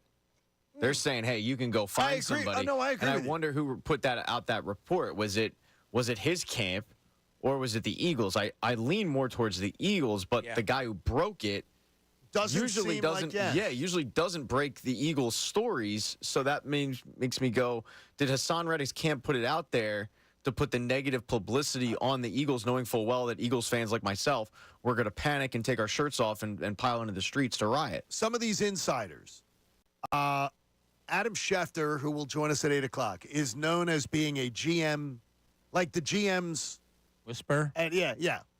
He has great connections at that level. I was always told that, and again, I'm so sorry, the guy on Fox, Jay Glazer, he's he's got players' ears. He's like the best guy with the players' ears, that he's always working those angles. The fact that Ian Rappaport gets it, that doesn't scream Howie Roseman to me at all. At all. because from what I know of that situation, I don't think he is I don't think Ian Rappaport is a tight Eagles insider. So to me, that tells me he got it from the players' camp. And I don't see any problem with it. Nobody took offense when Aaron Nola was told to go see if he could find. That was a little bit different, though, because Aaron If you can Nola find was a free better agent. deal, Yeah. I understand. Yeah, that's the truth. But if you can find a better deal, if you can find somebody willing to pay you, you go set the market and then come back to us. Here's our offer. You come back to us, and we can maybe find something that works. I don't think anybody should be offended by it. No, And at I some think, point it's business, as we all know, and the players say it all the time, and so do GMs. It's a business. Well, if that's the case, they're doing business right now. right. And I think it seems as if they're being very, very careful to make sure that everybody is treated, well, let's say, with the utmost respect. Bob Cooney may be a genius. God, I hate saying that. John Kincaid Show on the Fanatic. Fanatic Sports Update. What's next for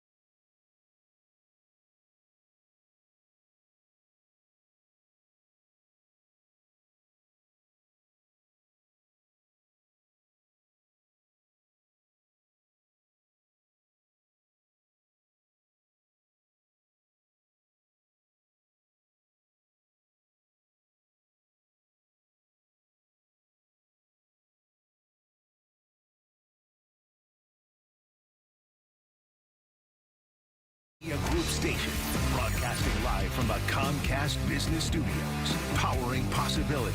97.5 The Fanatic and 97.5thefanatic.com. The John Kincaid Show with Bob Cooney and Pat Egan continues. 97.5 The Fanatic and 97.5thefanatic.com. Bob Cooney may be a genius. All right, I said it. I don't have to say it again, do I, Pat? You're contractually obligated to admit it one more time. No, Trey I don't Turner. think so. You don't have to repeat yourself. Trey John. Turner batted leadoff. Once again. That still doesn't mean anything to me. Yeah, but I think he's trying to get him comfortable. I believe that Bob's read on the situation where I absolutely did not think that Rob Thompson was going to move Kyle Schwarber out of the leadoff spot. It appears he's trying to get Trey Turner very comfortable there. Back up at the top of a lineup. Now, if you want to be a Debbie Downer and go against me, Schwarber was not in the lineup yesterday. Oh, I got you. So you had to have somebody lead off, maybe. Sure. But yeah, I think he's going to take a real good, long, solid look at this and say, "Wow, that's pretty cool that I might have 4 hitters in a row in Marsh, Rojas, then top of the order of Turner, Stott, Turner, however you go, Leading that into. have really, really good speed and Yes. can make some really cool things happen on those base paths, and then bring up a guy a little bit later where these guys might be on the base paths that hit you 47 and 46 homers over the last couple of years." I love it, Seems and common sense, I like. I will gladly admit that I was wrong if Rob Thompson does do that. I will. Hey, will I said it. absolutely- Look, we did an Instagram thing the other day, and I was asked the question, well, who's going to lead off for the Phillies? And I said I would lead off either Trey Turner or Bryson Stott. They are probably going to lead off Kyle Schwarber. So I'm not really a genius. I'm just saying what I want, and I thought when I said it a couple weeks ago that Rob Thompson's going to go that way. Have you ever played pickleball, Pat? I have. I played it before it really swept All over the place. Yeah, the country. I went out to Arizona to visit my grandfather at the time, and he was living in over whatever 65 He's not years. your old. grandfather now? He died. Oh, Bob yeah, with, way to Bob make it awkward. with the No, terrible but- I went to go awkward the visit way him you because said he was it, it made it dying. sound like- I'm sorry, Bob. Yeah. He was My dying. fault. He was on his deathbed. Pickleball. Shout out to him. Anyway, let's get back to Shout pickleball. out to Grandpa. He can't hear you. Yeah. There you go. No, good. Sorry, but he was Grandpa. it's fine. He was an awesome guy, but he was living in a community, and after the pleasantries and it's like you got to do something. So we went out, and they had this awesome setup with sports stuff, and one of the big thing was pickleball. And this is probably back in 2016. It's huge right now. And then 2 years, 3 years later, it blew up where now it's everywhere. Nick, it's incredible as Nick Foles. Nick Foles is a stud at pickleball. And it's a sport that is we have a 2 different courts. Pickleball, we have tennis, we have pickleball also courts, and they're constantly packed. Yeah, well, Most my of the wife retired and I, people play. My wife and I want to join a league. Some of our friends play. We have a league near us that I think we're going to join. I might have told you guys this before. Number one, at least this was a few years ago, number 1 ranked pickleball player over 75 years old in the Northeast. Who? His name is Bob Brown. Okay. He's probably 80 years old. Over, He is over 75.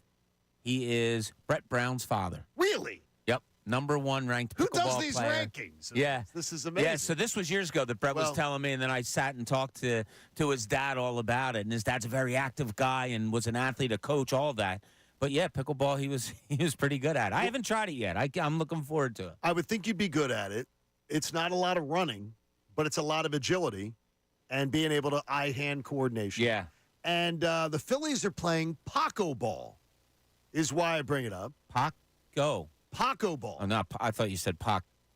Get. No, it's Paco ball. Paco Okay. ball All right. is what they're calling. Paco Figueroa? And they are now playing Paco ball, yes, to work on their agility about being able to get down on balls and quick reaction, to be able to go left or right, to be able to improve their defense. So they are playing a form of pickleball on the grass where they have to keep it, just got to keep the ball, but they have to keep it in the air. And they set up a little blockade down there in Clearwater, and they're playing Paco ball to be able to work on, again, side-to-side agility, hand-eye coordination, so they don't misfire on fielding routine throws in from the outfield. Trey Turner. And, so they can actually do just the basics become really simple. I like the idea. And I like anything that a team does that makes it like the mundane interesting for them, I think is great. Oh, God, I think it's fun. Yeah, absolutely. And if you're incorporating skills that you can lend to your profession, absolutely. It's like kids. I hate kids that specialize themselves in sport. I don't hate kids. I hate Bob hates kids. I hate that kids are getting specialized sports at like 8, 9, 10 years old. It's dumb. I understand if you only like one sport, you're going to play that one. That's great. But play everything.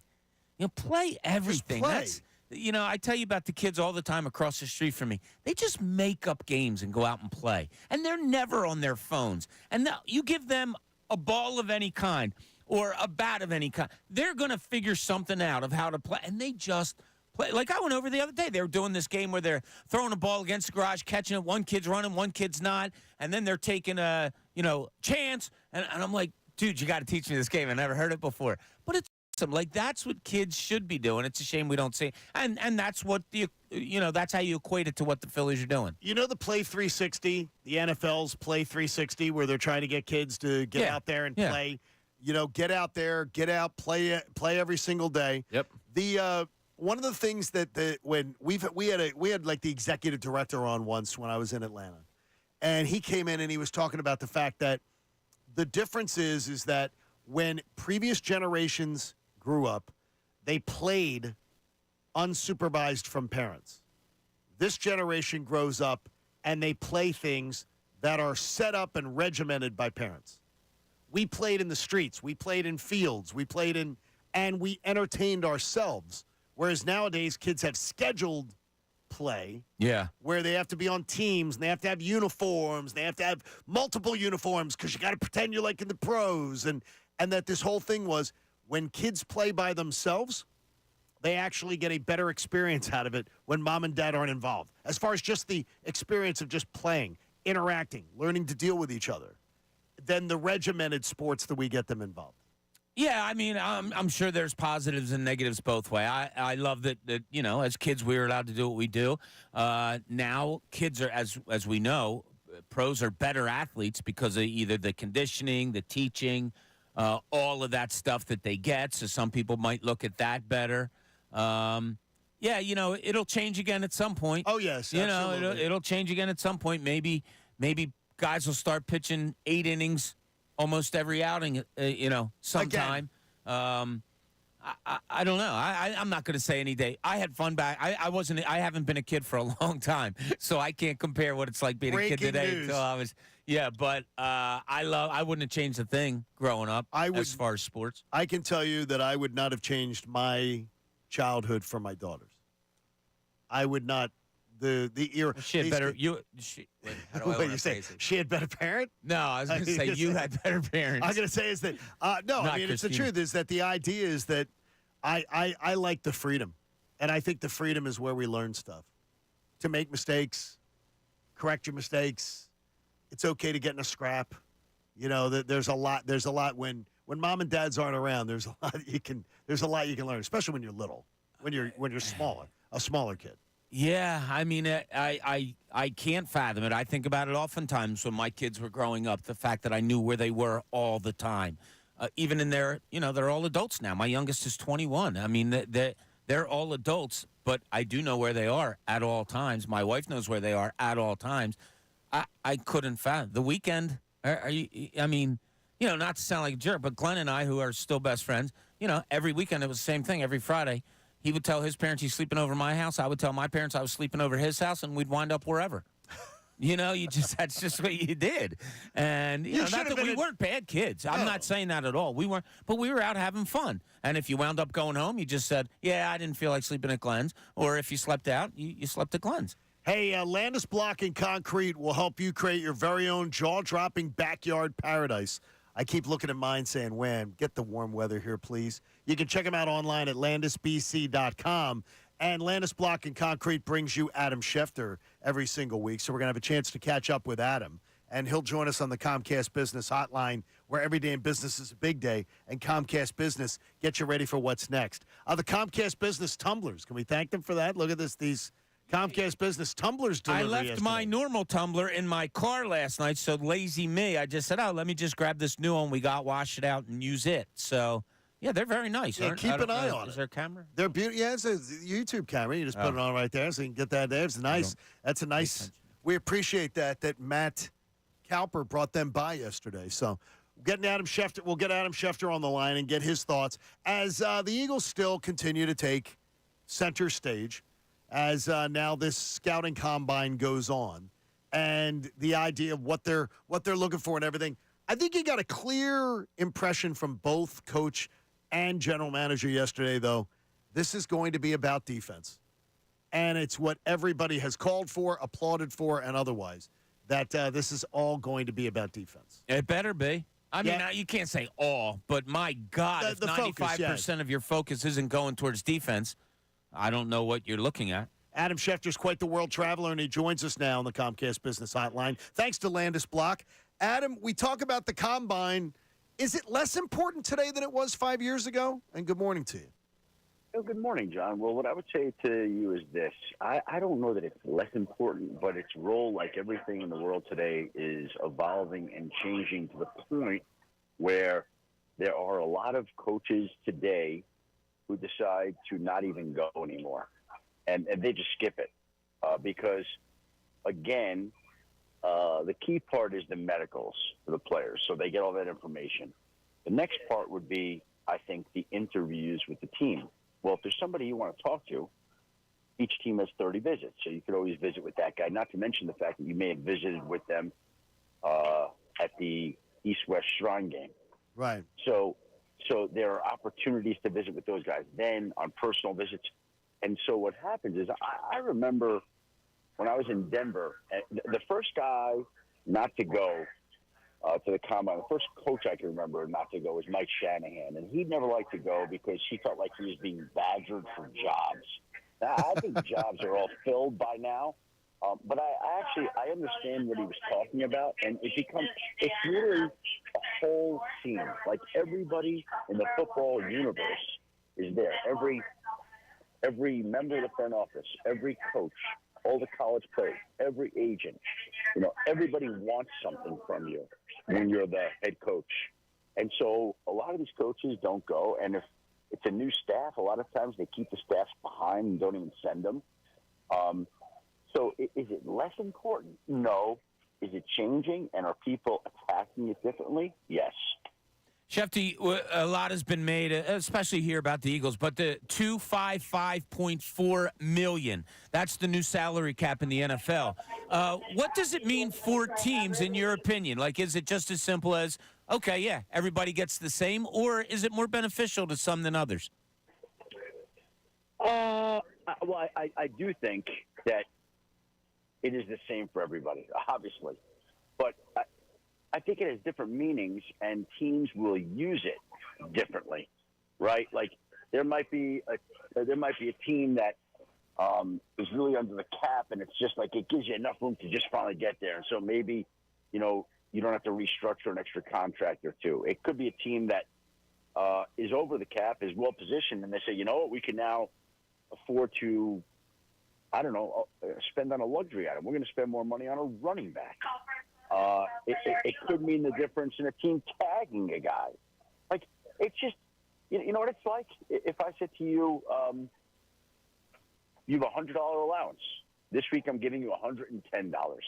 What would you do with that $10? Everybody would handle it differently, right? Yeah. Sure. And that's what this is. So let me jump on that a little bit. So you know Howie very well, as good as the rest of us, or better than the rest of us. How do you think the Eagles will use it? I don't think that there will be a specific use for it. I think it'll just be them going about their business. Okay. And all of a sudden, it's hard to say, okay, well, here's your extra $5.4 million. Here's where it went. Because it's not going to be that black and white, that cut and dry. It's just not. it may be that it may just be that there's some free agents sitting out there in May that didn't get homes, that they had a couple of extra players. It may be that, okay, the bidding on a certain player that they want goes a little high. You know what, we could jack up our offer a couple of $1 million here. It may be that maybe they never used it and they used it to extend a player. Like, there's so many ways you can go about it that I don't think anybody on any team could say, okay, well, here's how this team is going to spend this extra $5.4 million. It's not going to work like that. If you when you look at what the Eagles, as they impart the plan for this offseason, running back is something that everybody is talking about. There's so many running backs on the free agent market this year. I'm wondering, do you tend to believe that drives price down? Because a lot of people here are hoping that DeAndre Swift maybe ends up coming back. Well, I could see that happening, depending on how it all shakes out, right? But the amount of veteran running backs on the street, to me, it's the deepest free agent running back class that we've ever seen. Like, look, again, you probably know the list, but I'm going to give it to you anyway. Right? We got Saquon Barkley, right? Josh Jacobs, Tony Pollard, Derrick Henry, Austin Eckler, DeAndre Swift, A.J. Dillon, Devin Singletary, Zach Moss, J.K. Dobbins, Gus Edwards, Ezekiel Elliott, Clyde Edwards-Helaire. That's crazy. That's amazing. Right? And not to mention the fact that it's considered a great running back draft too. So what I think will happen is I think there'll be a couple of these guys like Saquon and Jacobs that get paid. And when I mean paid, I don't mean paid like Christian McCaffrey paid. I mean, if they could hit $10 million or north of there, they'd be doing well, and it wouldn't surprise me if a couple of them did it, right around that number. But the majority of these guys are not going to get what they want. The majority of them. It's. I know my name's Adam Schefter. Will be Adam Smith. It's supply and demand. Yes, that's what it is, right? Like. And I hate to root for that, but I'm thinking that's what's going to happen too. Well, there's a great supply, and there's not a great demand, and so inevitably, you're going to be in a situation where some backs are going to be like, you know what? Okay, I didn't get the money that I wanted. What's the situation that works for me? Now, I don't know how happy DeAndre was or wasn't last year in Philly. I don't know how important it is or isn't for him to be in an area where he's from. But, yeah, I mean, that could be an option that all of a sudden he's sitting there and he wants it going back to Philadelphia because, frankly, there are no better other options available. Like, again, these players, they work so hard to get to free agency, and they bust their ass. And the goal is to get there and then cash in on it. And, DeAndre Swift deserves to get a nice contract, but the problem is he's at a position that, number one, has not typically been paid in recent years, and number two, the market is gutted or glutted or saturated or whatever the word is. Sure. There's a lot of them. Shefty, we've seen so many changes in the game over the years, and that seems to be off season. There's always stuff talked about. What I saw on your ESPN website this week was kickoffs. Do you think it's going to be just voted out within the next couple of years, or maybe as soon as this year? Well, no, it won't be voted out this year, but okay. It's definitely undergoing a transformation. They're definitely debating changes to it. Where it comes in at ultimately, I don't know. But the kickoff, as we have known it to be in the National Football League, will change. And how and where it comes in, we'll see. But it's not going to be the way it's been, I don't believe. Adam, you're getting ready to get on a plane. You're heading out to Indy, right? Yeah, I'm literally at the airport right now. Okay. I'm about to board the flight. Is it aisle seat, window seat? When you have your preference, do you not have a preference in your profile? Oh no. My biggest preference, well, I would say I prefer to be in a aisle seat. An aisle seat. I'm an aisle seat guy myself. Unless it's a red eye, and then I like to get into the window and put my head up against the window and go to sleep and not have anybody crawl over me. I'm a window red eye guy, and I'm an aisle every other flight guy. Yeah, my rule was any flight more than 2.5 hours, aisle. Any flight inside 2.5, I'm going window. Oh, so you did when you took and then the nap. overnight, the red eye Schefter, you're right. A must to be on the window. Does Adam Something to Schefter lean up against. Does Adam Schefter bring food with him onto a plane? A lot of times I'll bring power bars, energy bars, something to that effect. So not like Indian food from like a stand or something. You wouldn't do that. Egg salad sandwich. You wouldn't do the egg salad. No, not Shefty. Let me tell you something. How awful is that? Like when you're on the plane, it's terrible. Somebody just brings out a bag of food, and it's just like the whole plane stinks of that food that they brought on. That's what I'm laughing because I've seen it so many times. And honestly, I don't think I have occasionally brought a turkey sandwich. Right. That's it. I don't see Adam Schefter being a guy who takes his shoes off on a plane. No, I'm not taking my shoes off. I'm not bringing Indian food or Mexican food. Shefty's or proper. I'm not doing that. I'm not, and by the way, I'll give you another one that pisses me off. People who put their seats back. Like, what are you doing? You gain 3 inches of what are we doing? Like, so now you're in the person's lap behind you. Like, come on, man. How about those? I don't even. Yeah, those seats are not even reclined. There's women that put their hair over the back seat. I saw that. That ain't and happening. People put gum in it. That ain't happening either. So, Adam, do not give up. Do not fall for the trick of giving up your seat and taking a later flight because you have stuff. You got to be on NFL Live this afternoon. Not this afternoon. Oh, no? Tomorrow. Oh, wow. No. Oh, good for you. Tomorrow. Safe travels, All right, Shefty. travel safely. Thanks, We'll guys. talk Have to a you. great day. Take All right, care, buddy. Adam Schefter joined us on the Comcast Business Hotline, where every day in business is a big day. And thanks to Landis Block and Concrete. Thanks, Jared and the entire team. Create your very own jaw-dropping backyard paradise online at landisbc.com. It was funny. I was thinking of Shefty the other day. My wife was cleaning out, I think, her office. And I went down to look, and she had a pile of books put to the side that we were thinking of giving away. And Shefty's was on top. Really? The man I never knew. Yeah. And Great for those that don't great know read. it, he wrote a book about his wife's first husband who was killed in 9/11. And Shefty never knew the guy, but, through tales of, obviously from his wife and other people, wrote a book about the guy. And It's a great read. It's interesting. I don't know if I could do something like that to gain the admiration of someone as much as Shefty did for this man who was married to his wife before him. It's pretty spectacular, and it is. It's a good book. I'll never forget the day I finished it. I was on the beach, and I texted Shefty as soon as I got done, and he called me right away and said, "Did you really enjoy it?" And it was cool. Yeah. Really well done. Hey, we'll have a little frivolity with Pat's Takes coming up. We'll also have Dan Hilferty joining us from Comcast and from the Wells Fargo Center as they are planning an entire new development, Comcast, right there, building onto Xfinity Live. We're talking about hotel, more restaurants, more bars, more entertainment. We'll ask Dan Hilferty, what's up with that, coming up before the top of the hour. So stick around with us. John Kincaid Show on The Fanatic. Fanatic Sports Update. Update on the running backs. I'm Pat Egan, the Sports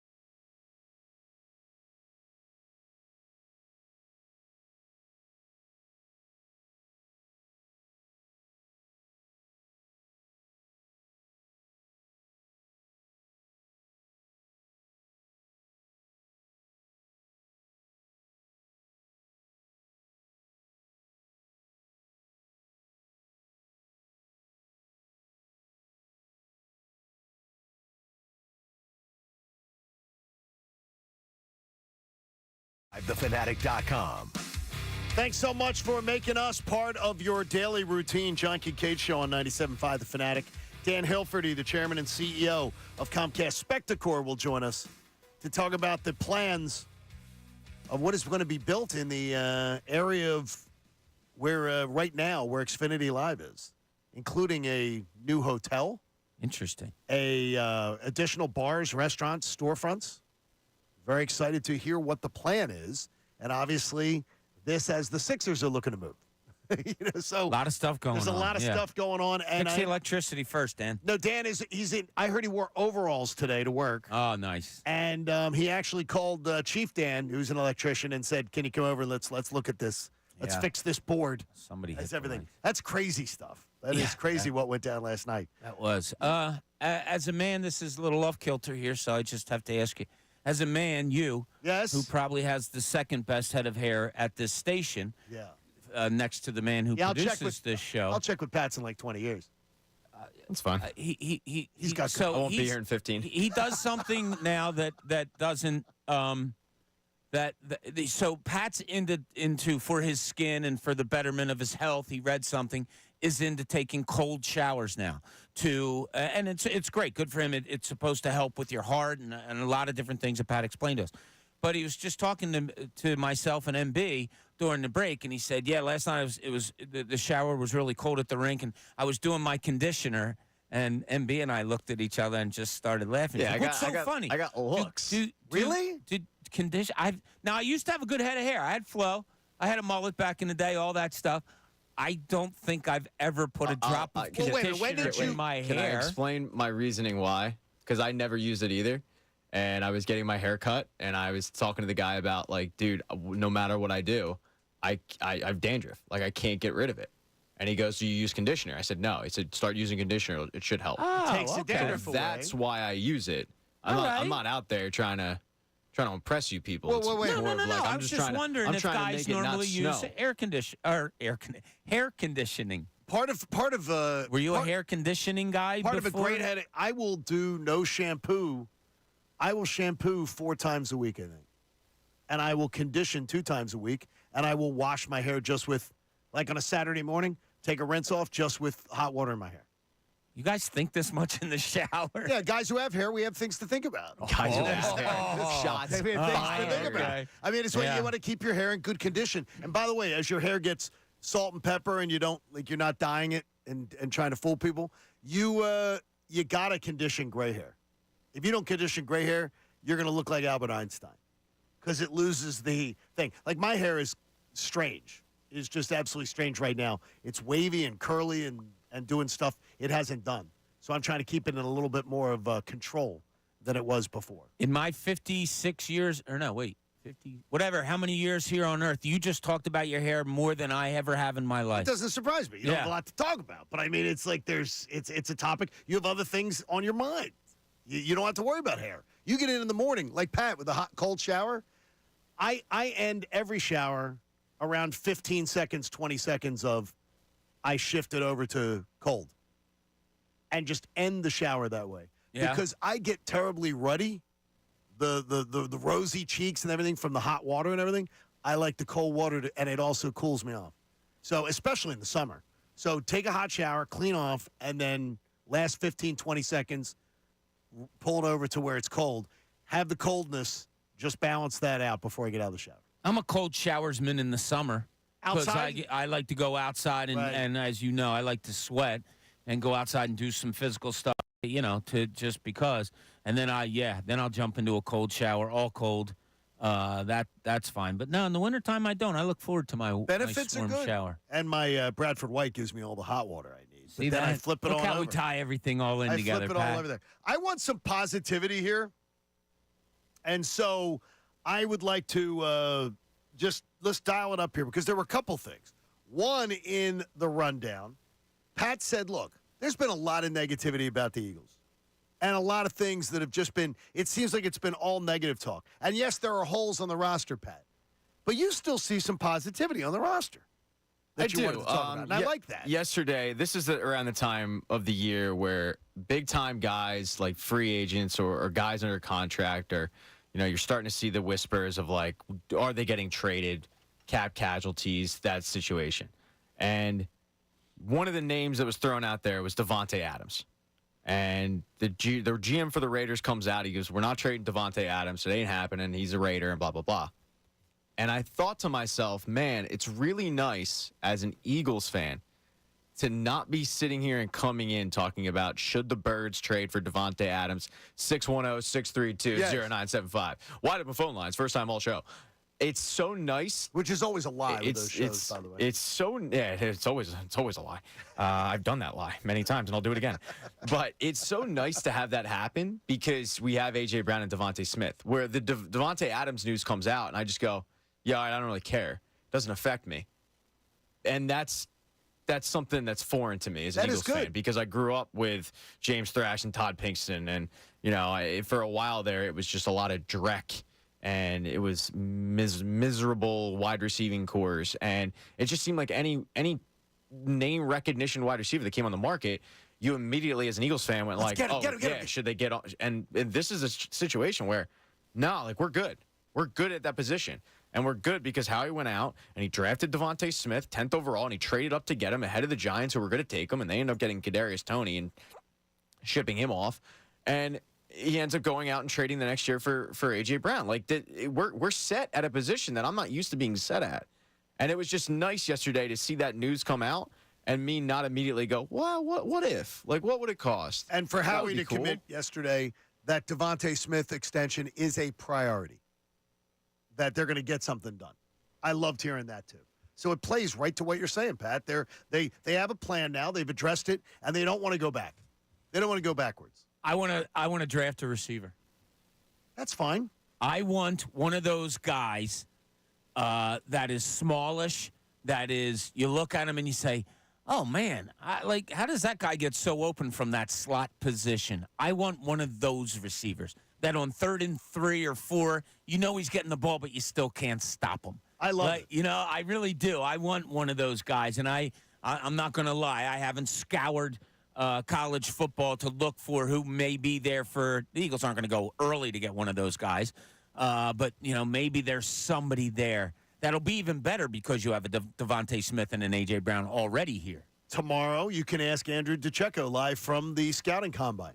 He'll join us tomorrow morning from Inside the Birds at 97.5 The Fanatic. And by the way, tonight, you have an eye on the Birds tonight at 6 o'clock, right after the best show ever, where Connor and Tom and Andrew and Bill Colarulo will bring you coverage of all this stuff. The offseason's beginning. So you'll have a chance to talk to Andrew about it tomorrow. Maybe he's got an eye on one of those receivers. How did the slot receiver running in his underwear look, Andrew? Was it all good?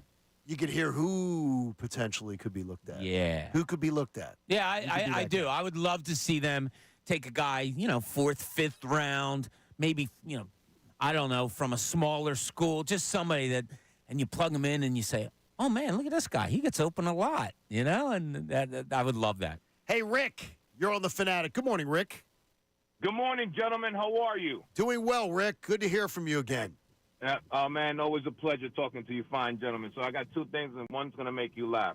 I think that the Eagles should sign DeAndre Swift. I think we're going to get him at a good rate. He'll fit the system. He knows the system, even though the system's going to be a little different. On the defensive side, I was reading that they put the franchise tag on Snead, but they're also looking. They're looking. They'll take anybody's offer in terms of a trade. I think he would be a great fit, opposite side of Darius Slay. I don't like hearing that they want to bring James Bradbury back. I don't know why. Is that maybe as a backup? I don't know about that. Hassan Reddick, I'm hearing that the Eagles may be looking at Chase Young. He's young. He may fit the Vic Fangio's system. Well, he would fit. He would fit Vic Fangio's system. And Rick, good job, buddy. He would fit Vic Fangio's system. I just don't know if one of those guys like a Ben Simmons-ish, whether he loves football the way you have to. If San Francisco not only trades for him, gets their eyeballs on him, has him in-house, and then is like, yeah, we're good. We're good. Well, there's money there, too. Yes, I got you. But I don't think he's going to find necessarily the market that he would expect.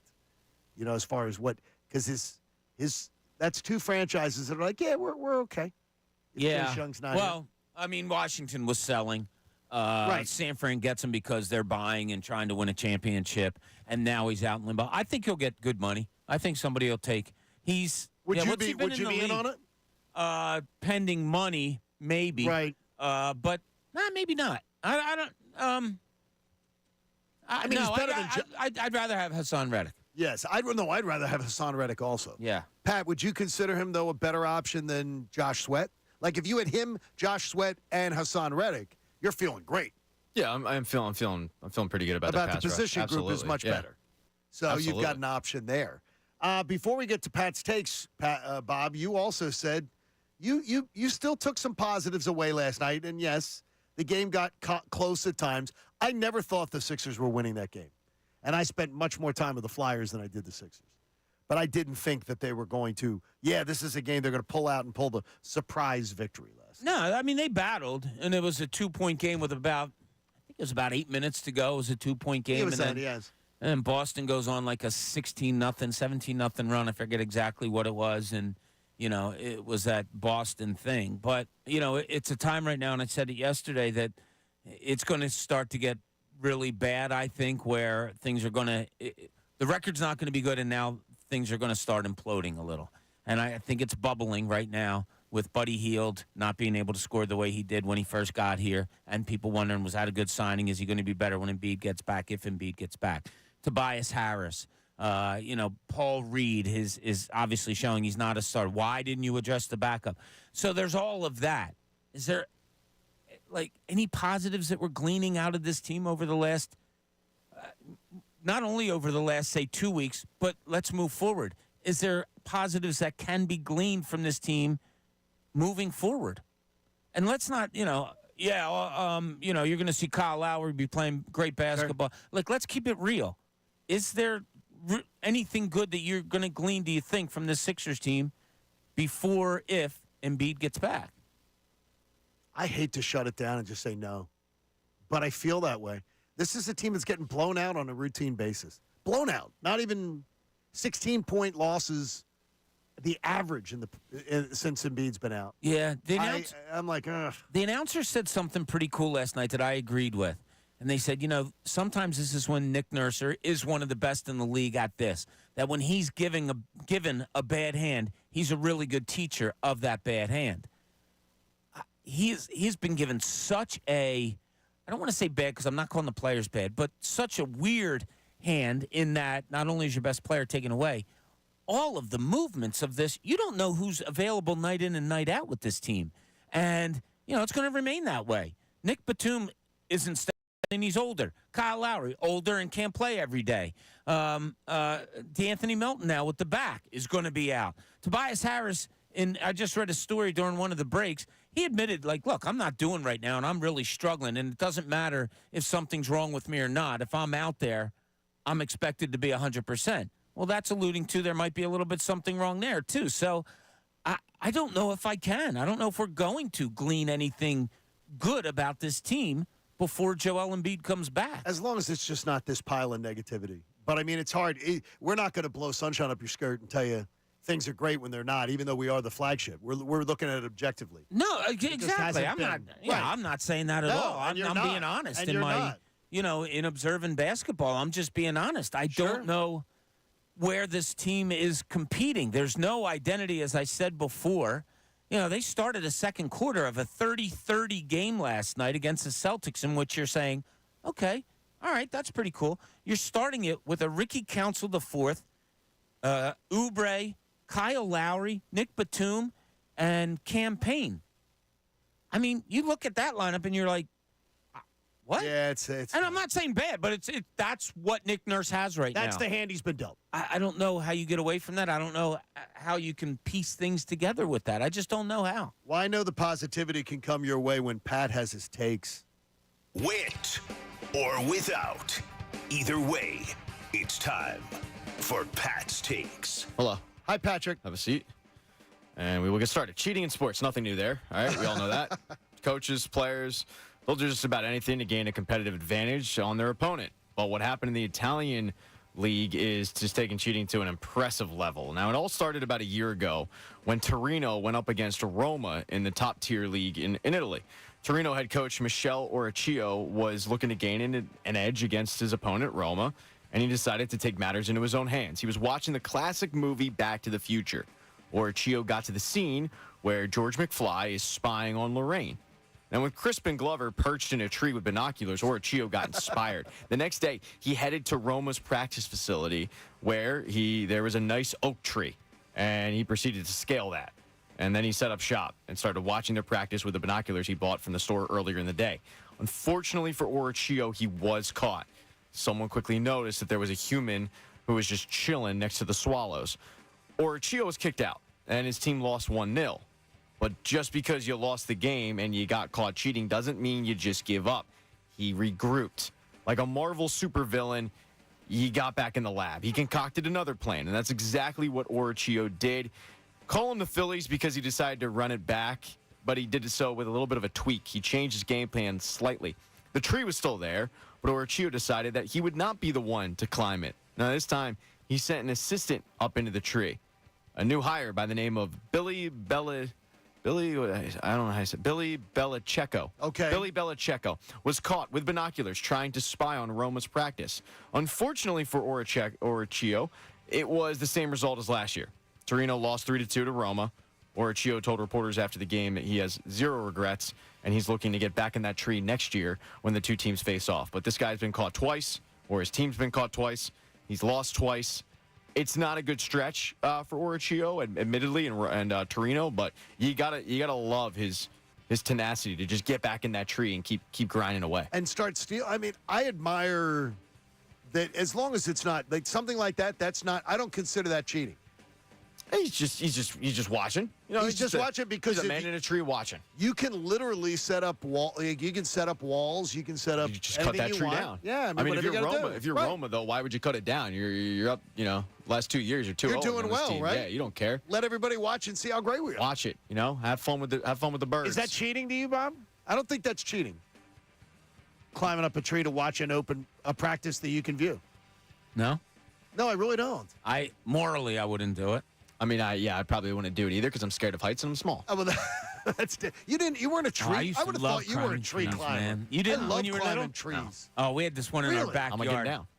I remember scaring the hell out of my mom, her coming out and seeing me all the way up at the top of the tree. Like, oh, my God, you're going to die. Oh, jeez. Well, you didn't. I did it. Congrats are in order. I didn't see any soccer either. Congrats are in order to Camilla Grabska, who won the Christmas tree throwing competition over in Ireland. Christmas tree throwing competition. Christmas tree throwing Didn't even know it was a competition, thing. an athletic feat that many of us just don't even know about. Just as you admitted, you don't even know it's a thing. Camilla grabbed that sucker and chucked it, and the crowd went wild. While the glory of winning the Christmas tree throwing competition was awesome, it also cost Grabska thousands, in fact, hundreds of thousands, because Grabska was involved in a car accident in 2017 that saw her injure her back. And she filed an insurance claim. She said she couldn't work. She couldn't even carry her young child. And the total payout was around $800,000. But once a picture surfaced of Grabska chucking Douglas firs, the insurance company put a stop to it. Grabska told reporters, quote, "I am disabled. What I said was true. Since the accident, I cannot carry my child who weighs roughly 245 pounds of pure muscle. Just because I can throw around Christmas doesn't mean I shouldn't be entitled to my payout." But the insurance company, they don't see it like that. They're not budging.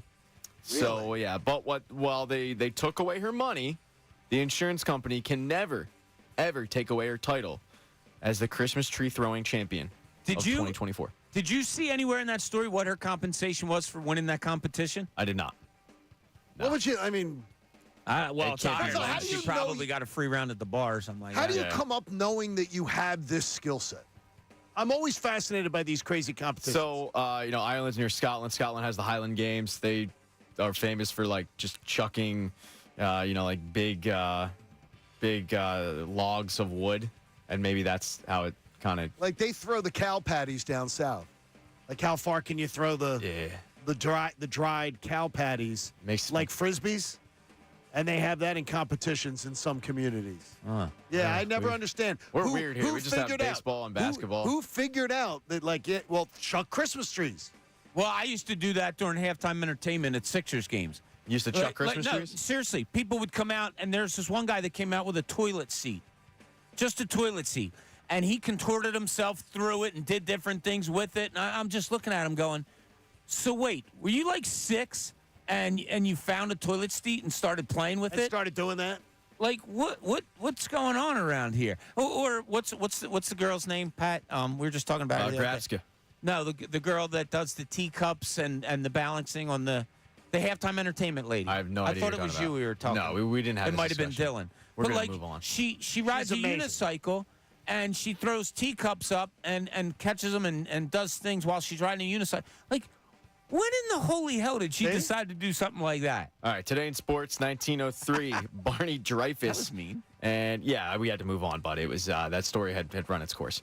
1903, Barney Dreyfus, James Potter bought the Phillies for $170,000 in 1903. A lot of money there. James' son Harry had no interest in following the family business. Went to star in Quidditch at a school over in England.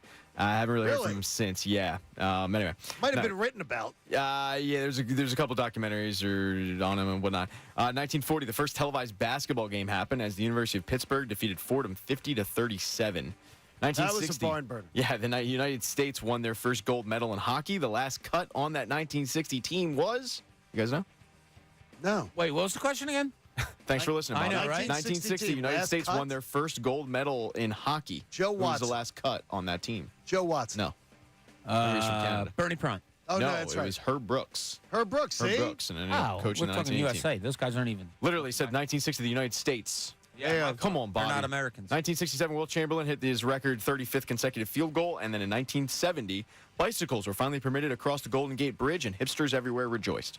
That sticks. I think Don Waddell, general manager of the Carolina Hurricanes, last cut of the 1980 team. That's tough. Can you imagine missing out on that one? He was not in the movie. Missing out on that one. All right, coming up, Dan Hilferty, the chairman and CEO of Comcast Spectacor, shares with us the plan for the area of Xfinity Live and more. What's going to be built, what's on the plans, and what are the bigger dreams for the site? We'll get that next. John Kincaid Show on the Fanatic.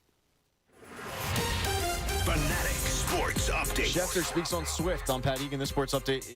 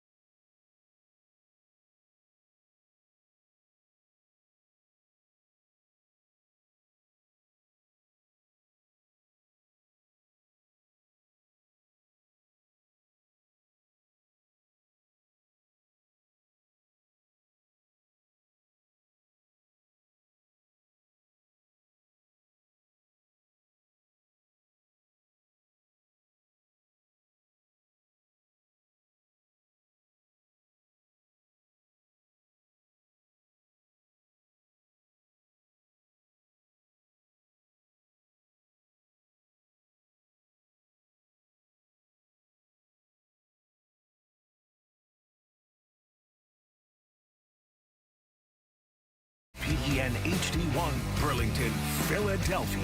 A Beasley Media Group station. Broadcasting live from the Comcast Business Studios. Powering possibilities. 97.5 The Fanatic and 97.5thefanatic.com. The John Kincaid Show with Bob Cooney and Pat Egan continues. 97.5 The Fanatic and 97.5thefanatic.com. And we are pleased to welcome into the show the chairman and CEO of Comcast Spectacor, Dan Hilferty, who is not an electrician either after last night. That was a little crazy. Dan, are you getting under the building today, checking some of the wires? That's a crazy night. First of all, John, thank you to you, Bob and Pat, for having me. I'll tell you, that was a first for me. But these things happen. It's not always pleasant. But no, I am not under the building. But I can assure you that a number of folks who are far more qualified than I am are drilling this down and getting to the root cause. Again, we were thrilled that the Flyers got a win out of it. It made for an interesting night, but we sincerely apologize to fans and the teams alike for any cause for concern. Well, we're excited about the plan that Comcast Spectacor sort of is unveiling of what you're going to do in lots G and H over near Xfinity Live, and I'm interested to find out what plans are absolutely hard and fast or coming, and then to talk a little bit about what the aspirations are for the area and little timelines. Great. Well, first of all, let's take a step back and think of South Philadelphia. You have this incredible sports district. You have the emergence of an amazing business park and more, frankly, in the Navy Yard. And then you have the old Sunoco plant now called the Bellwether District. Think of the opportunity for amazing growth in South Philadelphia. And when you think about us, Comcast Spectacor, going back to the days of Ed Snyder and Brian Roberts from a Comcast perspective, there was always a vision to develop this area in some way, shape, or form. So now you fast forward all these years. We just announced and this was what we would call phase one. We just announced an enhanced partnership with Cordish, the owners of Live Casino, and also our partner in Xfinity Live. We're going to expand and update Xfinity Live. That's about a $12 million project. And then if you go from there toward Broad Street along Patterson Avenue, roughly the site of the old Spectrum, our plans are to build a 5,500-seat entertainment venue. That seems to be the sweet spot across the country and, frankly, around the world for emerging acts and quite frankly, acts that are on their way down. We are interested in building a 300-bed hotel that would create an opportunity for a new covered entrance to the SEPTA stop along the Broad Street line. There will also be, and as you said, more or less in the H lot, the development of retail and other fun services. Frankly, I have a dream. We have a dream that wouldn't it be great if the Philadelphia Sports Museum could be part of that. So that would be phase one. I have to be clear, as part of our development rights here, we have the ability to do that. And that is our vision to get moving on that. We're hoping shovel in the ground sometime early in 2025. Dan, I have to ask you, all this planning that had to go on for all of this that you're talking about, how did you keep it a secret? Like, it seems like it's ready to go, and you're talking beginning of 2025. That's pretty amazing. Well, Bob, here's the deal. We have put our heads down on this, and there's a lot of factors, and we could spend time talking about them. We just believe that this is an opportunity. If you look at what's going on around the country, I would say keeping it secret, you always try to do that. But in reality, we've been talking to community groups. We've been talking to our fellow residents here in the sports district. Mm-hmm. And at some point, the story got out. But our goal was simply to put a vision together that we thought would excite the fan base, would provide an opportunity to serve the public in a more enhanced way, have people come here not just for a game, but ultimately to enjoy dining, to stay in a hotel, and really make this a more festive area. So for phase one, Dan, if you can get those shovels in the ground beginning at 25, like you said, when might phase one come to conclusion? Well, it's interesting. So let's just phase that. The first thing that's going to happen, Xfinity Live will really begin development, and that should happen and be completed in 2025. When you move east, as I said, towards Broad Street, the whole project we believe will be completed sometime late 2027 into 2028. That's fantastic. That's good news. Now, Dan, you know what the fans are going to say is that this seems like there's an arms race going on between Comcast Spectacor and the Wells Fargo Center and what the Sixers are planning to go downtown with. Is that any bit of reality with this story? Well, here's how I'd like to answer that. I've been here a year, and it's been, frankly, just a fun, exciting year. Really pleased with where the Flyers are headed with the leadership of Keith Jones and Danny Briere and Torts. But as we looked at this, yes, the Sixers, we consider what would happen if the Sixers ultimately leave. We went back to these plans that had been developed over time, and we said, you know what? We fell in love with the sports district again. And we began to say, not that we'd ever fallen out of love, but we began to say, what are the possibilities here? And the more we worked with the team at Comcast, we worked with our team internally and some external experts, we got really excited about this. So let's take a step back again and talk about the Sixers thing. Think about this.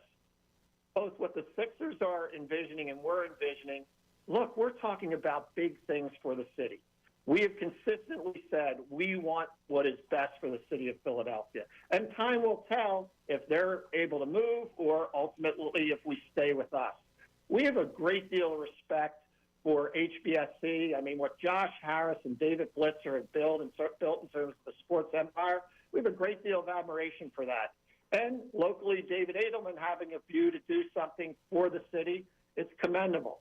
We believe the best solution is for both of us to partner here in Philadelphia. And we would welcome the Sixers being our 50-50 partner, not only in the Wells Fargo Center, but ultimately at some point in the future, a new arena, and participate to the level they would want to in the development. We think rather than us going after each other for concerts and other entertainment, could you imagine the great Sixers organization, the great Flyers organization, Comcast Spectacor, teaming up, take on cities all over the country, all over the world to bring the best acts, the best concerts right here to South Philadelphia, where we can accommodate them with all this great space that we have down here in South Philadelphia. Dan, for season ticket holders that have been there for years, many of my friends, all of that, the one question probably that comes to the front of their mind is parking and traffic around there, is that going to be addressed at all? Well, when we think of that question, let's look at in order for what we call the aspirational phase of this to take place. The whole parking traffic pattern plan dates back to 1971. For any of this to be successful, we need to start with a couple of things. Number one, working with PennDOT, working with the Department of Transportation, working with the city, looking at ways that we can get more direct accessibility to I-95 and Route 76 or I-76. That is an imperative. Also, our plan envisions getting pedestrians above the street level and really attractive cityscape bridges across 11th Street, across Patterson Avenue, maybe even across Broad Street, connecting FDR Park to our development, and then coming up with a way to get people in cars more rapidly to the destinations, both to get in and out of the arena. And at the same time, continue to promote public transportation options through the Broad Street line. So, look, we agree that first and foremost, as a group, I would think the Phillies and the Eagles are equally would agree that this is something that needs to be addressed first and foremost. Second, in working with the community organizations, in addition to that point, John, there's been real talk about, hey, anything we do, let's make sure we create a safe environment. And so public safety is paramount to anything we would do moving forward. And in collaboration with the Phillies, the Eagles, the community organizations, we hope to engage Mayor Parker, engage City Council, and engage the police department in figuring out ways that we can continue to ensure in a more enhanced way the safety of our folks who come to games, concerts, and other events. Dan Hilferty, the chairman and CEO of Comcast Spectacor, joining us here on the John Kincaid Show, talking about the new changes that are going to be coming to the Wells Fargo Center area and the lots outside, Xfinity Live, and more. Dan, the building itself, and you guys have done some really nice renovations and have done things to try to enhance the fan experience. But in sports, those buildings tend to have a shelf life. If you invest in all this in that area, what if that building ever needed to be replaced? Well, first of all, when we move to the aspirational vision, and I have to be very clear that when it is aspirational, because sure, we need to address those transportation items, public safety, make sure the community and our fellow residents are here. I can say to you the Phillies are excited about this. We are engaging the Eagles in conversations. We've got to make sure that it's good for everybody. But when you think of a lifespan of an arena, the transformation of the Wells Fargo Center has definitely added several years to the lifespan of our building. At the same time, we need to be looking to the future, as every professional sports franchise has to. We have a space between, if you think of on the east side of Wells Fargo Center, between our building, 11th Street, our building, and the Link, there is an opportunity that we will leave that open, and that would be a great site at the right time to build a new arena. And I've said consistently, just imagine what we and the Sixers could do together with that building if we chose to do it in a 50-50 partnership. All right, so Dan, I'm getting some tweets here that say I have to ask you this question for Philadelphia residents: Is it going to affect them? Obviously, tax money, is that what's going on? You know, what's going to happen with them? Right. No, the way we look at this, this is a privately funded. The development's privately funded. It's something that certainly we, Comcast Spectacor, will participate in. But when you think of the different projects, each one of them will have a partner from the from the private sector who will be our partner, will be investors, and will work together to build this thing. Now, what happens with the future of stadiums down the road? I'm not going to comment on that. Government has had a role in the development. I mean, this is city-owned land. PIDC is our landlord, and we not only recognize that, we respect it. So we will have to make sure that whatever we do, that we're very clear that we intend to use private resources. Now, when you get to the transportation piece of it, certainly we would be hopeful that the state through PennDOT and public monies from Transportation Department would enable us to do these modernizations that are really needed in South Philadelphia. I would say another matter, when you think about our aspirational plans, they're not written in stone. We put a vision out there. We want to make sure that the great traditions of this area, including tailgating, are paramount in our thinking about how we create the next really exciting area or neighborhood for Philadelphia. Dan, just before we let you go, why don't you brag a little bit on that hockey team of yours who is heading into March in playoff position? And I think that's something I would guess even you didn't think you would have seen. No, you know what? That's absolutely right. I mean, we've been very out front and vocal, starting with Keith Jones, Danny Briere, John Tortorella, to say that we owe it to the region to lead everybody on a journey where we build not only a culture, but we stockpile and develop talent that will make us a perennial competitor for a Stanley Cup. That takes time. We all know that. That being said, there was and I'm kind of an outlier in that I've told you guys from the beginning, I'm learning this game, and I'm enjoying supporting from a business side these three leaders as they build this thing out. But there was a recognition from the beginning that there's talent, there's young talent in that locker room, there's leadership. Sean Couturier just being named captain. You've got Scotty Lawton, Travis Konecny as alternate captains. You walk in that locker room, there's something special. And starting with Torts on down through every assistant coach and every player, they go into every game with a fire in their belly and a willingness to lay it on the line to win. Even last night, watching the number of blocked shots and guys who can barely get up and work their way back to the bench, and then next shift they're back out there. There's something special about this team, and we're going to go into every game, regardless of what happens over the next a month or so, with a trade deadline coming, and do two things. One, try to win every single night now, and two, build that base for a bright, bright future. Dan, we appreciate your time this morning. Should make for some interesting conversation, and we'll look forward to seeing the progress. Thank you, buddy. Thanks, guys. Thanks, Dan. Take care. There you go. There's Dan Hilferty, the chairman and CEO of Comcast Spectacor, here on the John Kincaid Show, talking about what's going to come to that parking lot.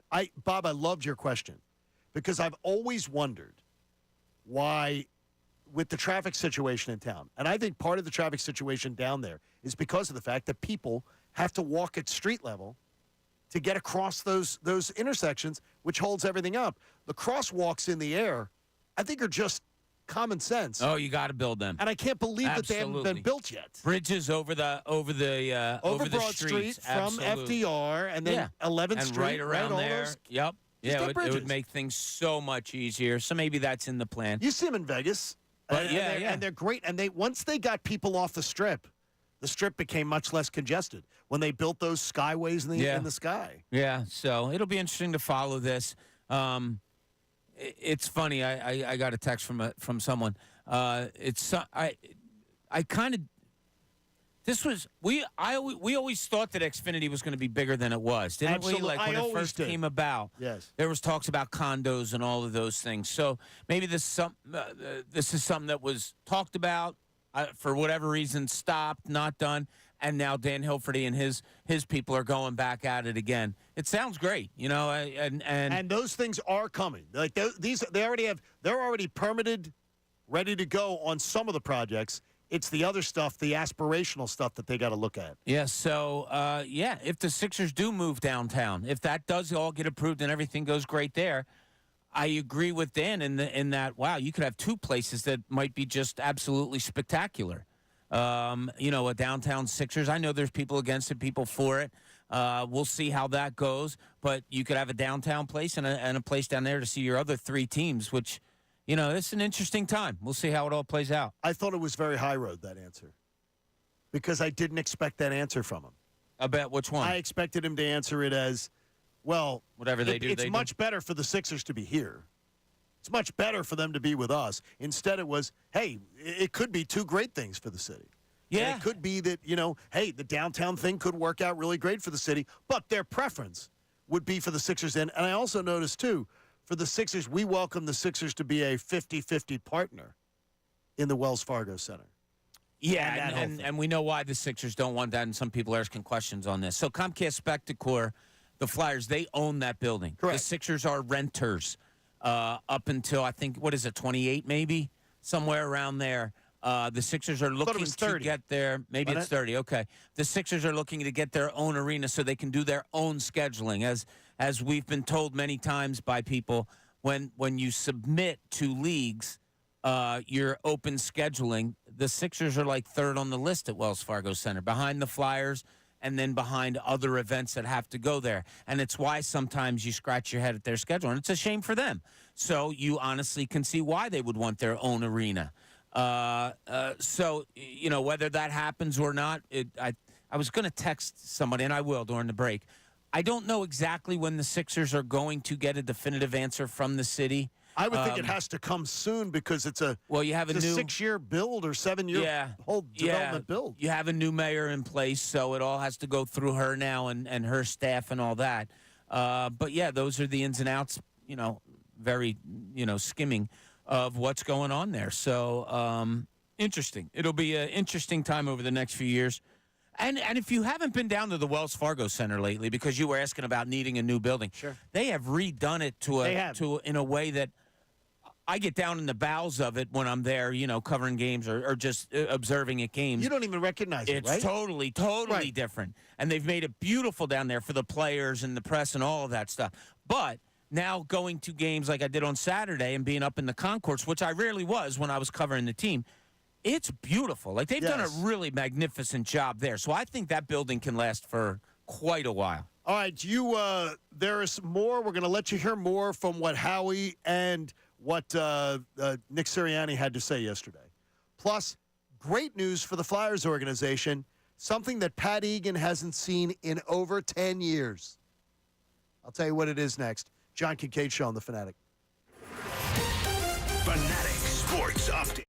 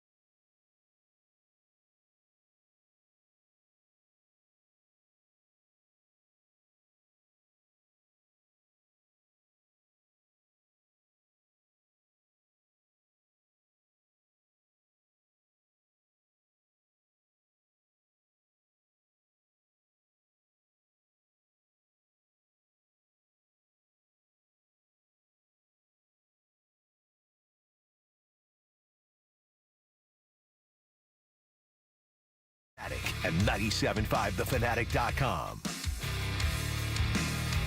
Every story about the stadiums in this city causes people to get their tongues wagging. It is. It's like and I asked Dan Hilford about it. It's like a little bit of an arms race.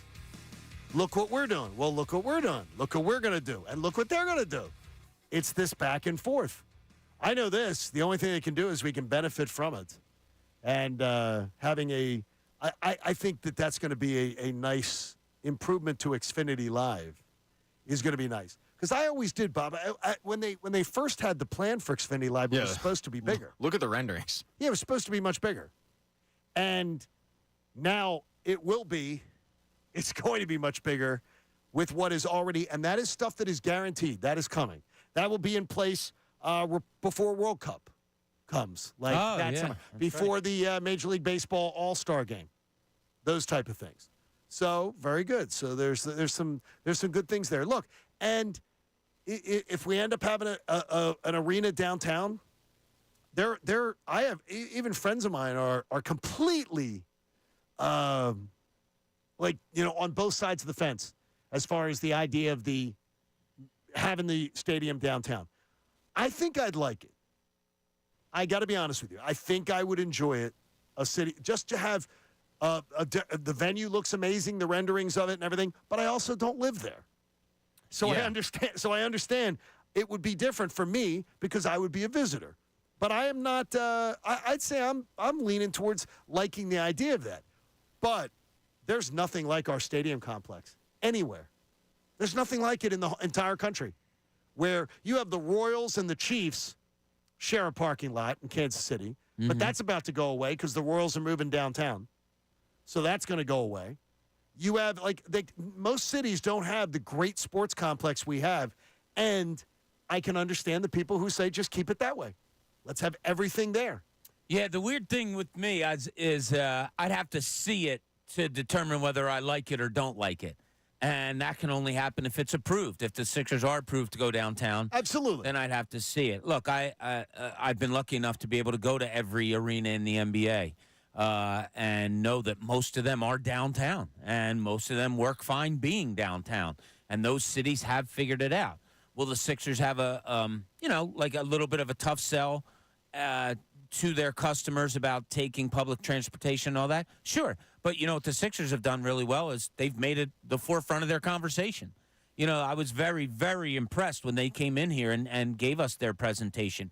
And since that time, talking to people about it, they're very impressive in that, that they are addressing people with concerns and giving them answers and talking with the people. That impresses me more than the planning, because I know all the planning. I'm not going to lie to say I know exactly, where and this and that and all of it. But I am impressed with the Sixers being upfront about this with all the groups, it appears. And I think David Edelman, when he came in and talked to us and was in there with that group, is the idea of they have no problem with pushback on these conversations. We pushed back. People in our own room pushed back with them. Dan doesn't have any questions about, any problem answering the questions either. I hope that both sides get what they want. And if it means that they come together in one arena and one thing, that's awesome. If the Sixers do their own thing downtown, I think it's awesome too. The only thing I would say is I'm not a resident. That's why I brought up, people did tweet at me or whatever and say, hey, how's this going to affect us, the taxpayers? I don't think of that because I live over in Jersey. It doesn't, obviously doesn't affect me at all, but it's a good question on it. Now, and Dan's saying that it's self-funded, yes, the things that they're going to build there. But, then he got into infrastructure. As far as the street stuff, that may affect. They're hoping it won't. They're hoping that the city will come through with that, but that's something that taxpayers are going to keep an eye on. And obviously. when Robert Kraft built his stadium, or Jerry Jones built, Jerry World and everything, infrastructure's always covered by the state. They don't sit and say, well, we're going to build you roads, we're going to build you highways.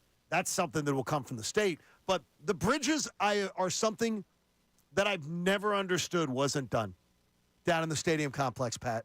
I never I'm with understood. you. I never understood why they wouldn't have had walkways in the sky to get people off the street. And by the way, and then you build like they did in Vegas. You build the barricades where people cannot walk across the intersection. I had an issue leaving the Flyers game, where, I mean, like, and everybody has this issue where you're driving down and all of a sudden it's a holdup because you got a bunch of people crossing the street, and a lot of them are taking their time, and it's a big group, and then here comes another, and here comes another, and it's like it backs up traffic so much down in that area, and it's just it's a danger too, because then people get impatient, and then people want to it's just it makes a lot of sense to just put in the barriers, and that's something like, I know taxpayers focus on the taxpayer money and stuff. That just seems like an obvious one. Should have been done. Yeah, where it's like, all right, if you want to up my taxes a little bit to get that done, that's fine.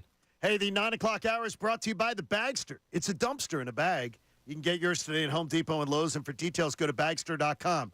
Pat, you've been a fan of hockey. You're a huge fan for a long, long time. I like the sport. You have not seen this in a minimum, and I was trying to go back, a minimum of 10 years.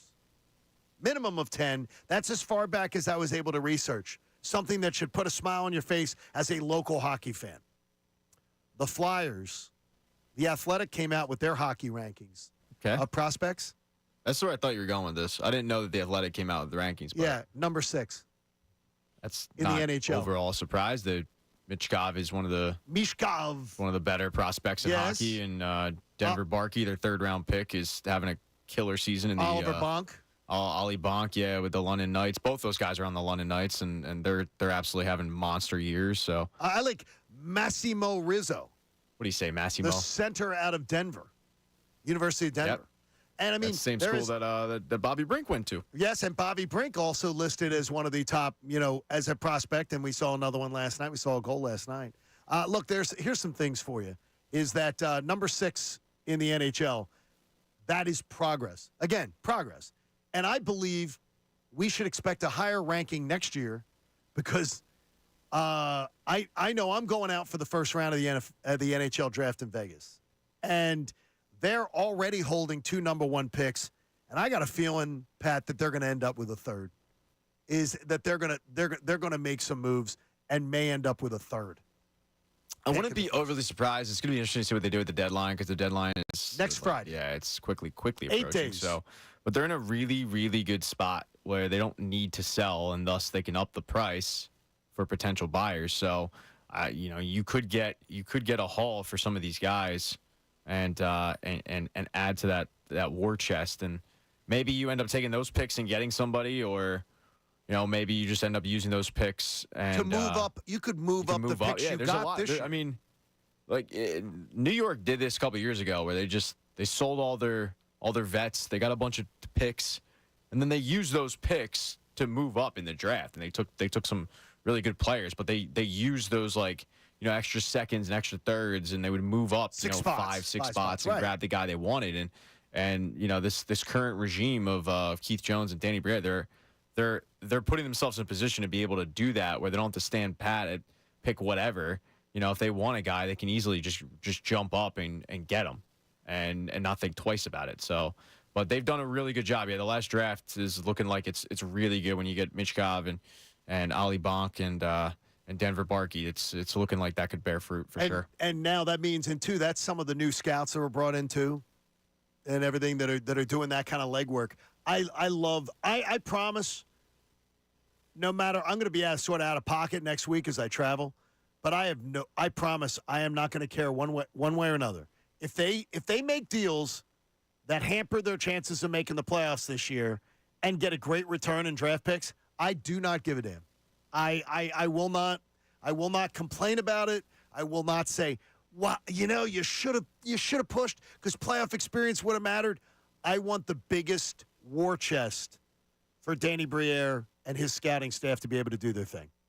Yeah, I don't disagree with that. Yeah, I don't. This season, I think, is already you have to put it in the positive, no matter how it ends up. So, if you want to bring in some more, draft picks or players for the future, however you want to go, as long as it's for the future. Yeah, I agree with you. I would not let anything of where you stand today prohibit you from moving forward of what your plan was before this year started. And they've done nothing to tell us or make us think otherwise. So, I think they're looking at the future. I'm excited to see it. I do wonder, though, Bob, is just the next 3 games before the trade deadline, as it comes down towards the trade deadline. Well, there's actually 4 before the deadline. At Washington, and then home games with Ottawa, St. Louis, and then a game at Florida. If you win 3 of those games, you wonder, does it affect? And you say, you start solidifying playoff position. Do you say, because you can't. This is one thing. We can have any opinion we want. Danny Briere can have any opinion he wants. And Keith, as far as how they want this franchise to be built. But selling it to that locker room, if they go and win, they win on Friday and they win this weekend and they start solidifying playoff position. If they start selling off, that's not going to go over well in the locker room. And I'm not speaking to any player or otherwise. I've been around that sport long enough to know that trade deadline week, people walk around like they're walking on glass. The guys who are not at the top of the roster that are wondering, could I be moved? Could they be upgrading my position? Could I be heading out of town? I don't think it would go over well. You can't tell a bunch of veterans and a bunch of players, hey, there's 18 games to go in the year, and I know you're in playoff position and everything, but, we're selling off a lot more than you expected. I think they're expecting moves, players. Well, if you're selling off anybody, it's going to be those veterans. You're not selling off young guys. Yeah, but I mean, if you sell off, so they're gone. But if you made a wholesale, I'm talking about. What are you wholesaling? You're not going to sell any young kids. No, I'm talking about if you get rid of 3 or 4 players, then maybe that are the elder statesmen. It severely would hurt their chances to be able to make it, I would believe. Yeah, obviously, if you're selling 3 or 4 of your better players, older players, yeah. But I don't care what the people think in the locker room if I'm Danny Briere and Keith Jones. I've let you know, and John Tortorella has come out and said this as recently as last week. This team knows exactly where we are. They know exactly the vision of Keith Jones, of Danny Briere, and of John Tortorella. We don't hide anything. We're not, we're teaching them to play hockey. Our eyes are on the future. Like, they haven't held anything back. No. So feelings be damned. Well, like, if you're here, you're a young guy that you're part of our future. And if you're going to get pissed because we sold off a couple of guys to get great assets back for the future and didn't look to, win an extra game in a playoff? You're not going to win anything in a playoff with this team. So, that's on you. Honest to God, that's on you. That if it affects anybody in that locker room from what John Tortorella on up has said about what their visions are, then screw those players. And I hear that. But, Pat, I've also heard John Tortorella twice in a week talk about how important the Chicago game was and how important the Tampa game was last night. These are critical games for us. Well, he doesn't want to come out and say. I mean, Yeah, you're not going to come out and say, damn, we don't want to win these games, so we really want a draft pick. I mean, yeah. And he wants to win badly. He's paid to win. The players are paid to win. It's just a matter of, are they good enough to win? Now, this season they are, but I think back to the process. You're not. Those players weren't told to lose, but they just weren't very good. Right. And I think these are 2 separate entities that you're talking about. I don't care what the team I have in front of you. You guys have to learn how to win. Don't worry who we trade off at the trade deadline and this year and this now. Yeah, we want to win. We want to win these games. That's never going to change. The future is going to be what it is. We've laid that out. Don't worry about outside effect of it. You go to win this game. I have no problem with them saying those were important games that they wanted to win. Absolutely. Washington's on their tail. They have they play their next game against Washington at Washington on Friday, and then the last game of the year is at home against Washington.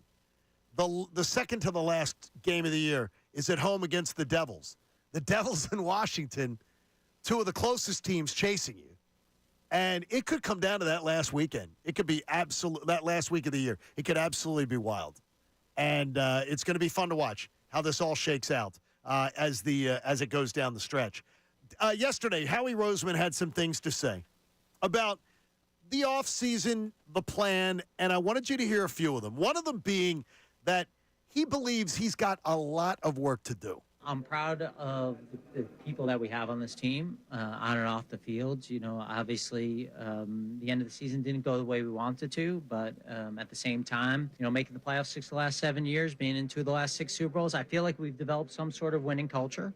Now we got to add to that, and I think we got a lot of work to do. I'm a little bit excited about kind of aggressively going after some future players that we did to start this off and bringing back at least one of our guys. So it's a good start, but we got a lot of work to do. And Aggressive.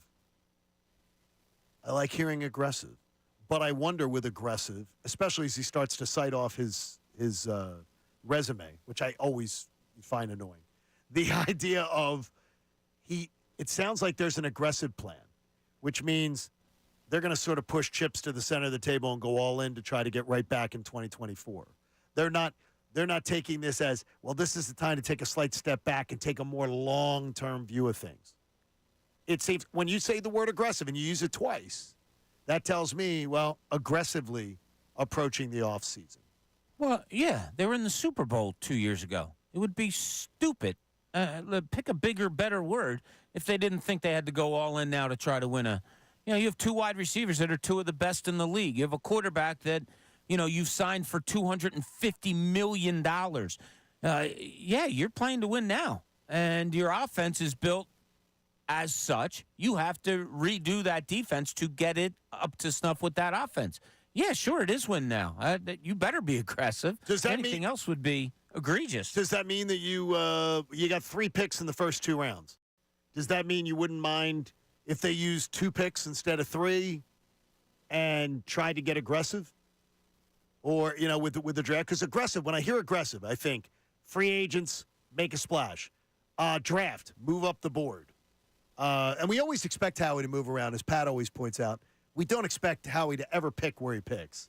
He seems like he's always going up, going so down. it's different, right? Moving around. Yeah. But the aggressive approach, that's I think that's a sign that people are really, really going to enjoy.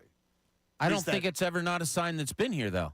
I mean, like we talk to Schefter, and we'll say something like, oh, this guy's available. Will the Eagles look at him? And Schefter says the same thing every time. The Eagles are always in on everybody. They always make the phone calls. They always do due diligence. They're always there. I can't call anything. I mean, have the past years been passive? They went out and got A.J. Brown on draft night. Great move. They moved to get Devontae Smith in the draft. They've signed key people. They went out and got Hassan Reddick. Like, I don't ever label this team as anything but aggressive. Now, sometimes their aggressiveness doesn't work, but I don't ever look at them as a passive organization. Howie made it clear that Devontae Smith, well, it's a top priority. Well, Devontae's an incredible person, an incredible player, obviously homegrown, young guy. Without getting into specifics, those aren't guys that you really want to leave. They're clear. Guys you don't want to leave. Get the deal done.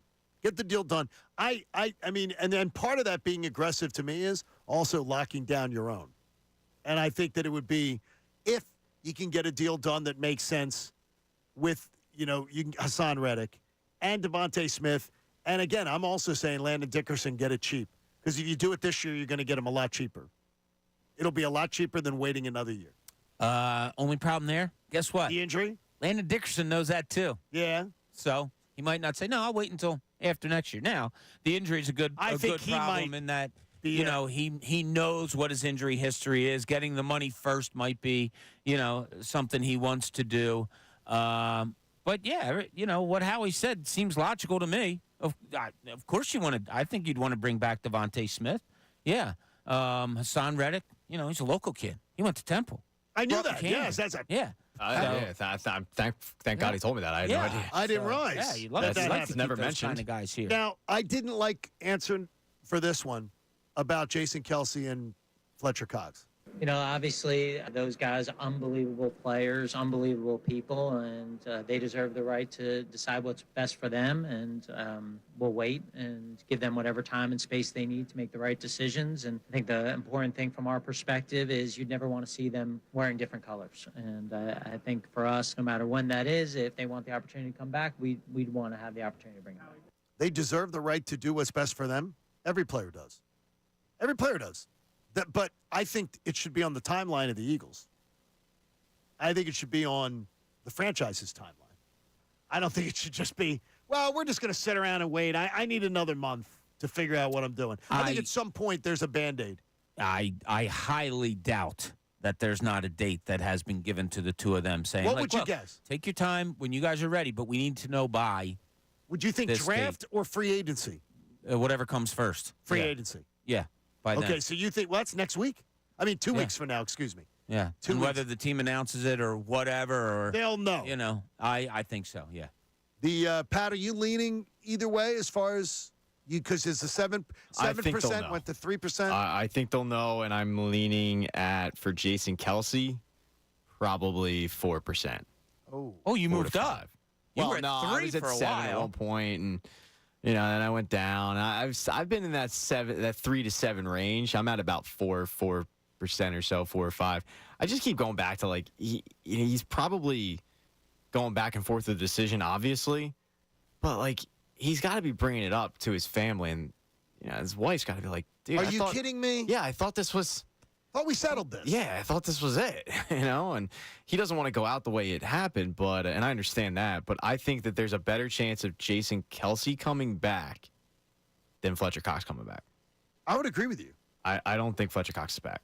I don't think he is either. But I don't think he's retiring.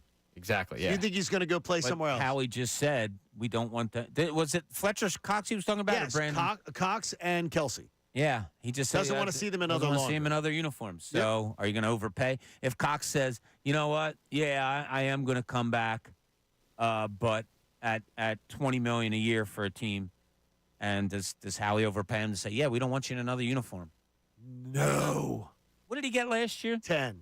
Oh, right? okay. I think it was 10. I way I overstated. think it it was was 10, yeah. I think it was 10. If he I don't says, think give it'd me be another anymore. 10 or I'm going elsewhere, I'd have to sit He had a long good- and hard and think about it. He certainly was worth the 10 last year. He was, and I think the way you got to look at it is you don't look at it at that one player getting 10. You look at it at, like, what's your defensive tackle room getting, that position group. And Jordan Davis and Jalen Carter, they're first-round picks, but they're still on their rookie contracts.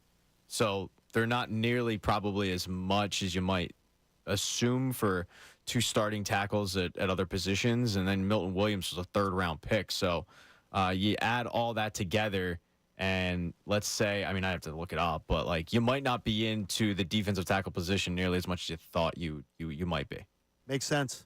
Makes sense. So we're going to be watching this closely as it's going to be the big discussion point. I hope you're right, Bob, and I hope that maybe we'll even have public answers before free agency. I doubt we will, but I hope that they know by free agency. Yeah, look, isn't that common sense business? Well, we'll know with Fletcher. Like, I need to know One way or where another. you are, if you're going to be on my team or not, in order for me to move forward. Yeah, I think that's pretty responsible of them to do that. Yeah. Are you going to be brokenhearted if Jason Kelsey retires, Pat? Yeah, I'll probably be going through it for a little bit. No, but I mean about him. You're more about him personally. I mean, you don't think it sinks their chances to compete? No, do I don't you? think it stinks their chances, but I do think they become a worse offensive line. I mean, you're taking out the best center in football, arguably. Absolutely. So yeah, I think they're going to be a worse offensive line, but I think they've done everything they can to have a contingency plan in place, and Yes. that's two. That's two contingency plans. Like, we forget Landon Dickerson was drafted to be his replacement, but he fit so well at left guard that they just kept him. And then Cam Jurgens was drafted to be the replacement.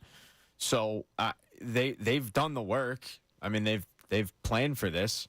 They've pulled the Alito and Sheldon, and Bobby Taylor and Troy Vincent. Like, all that's left to do now is just do it.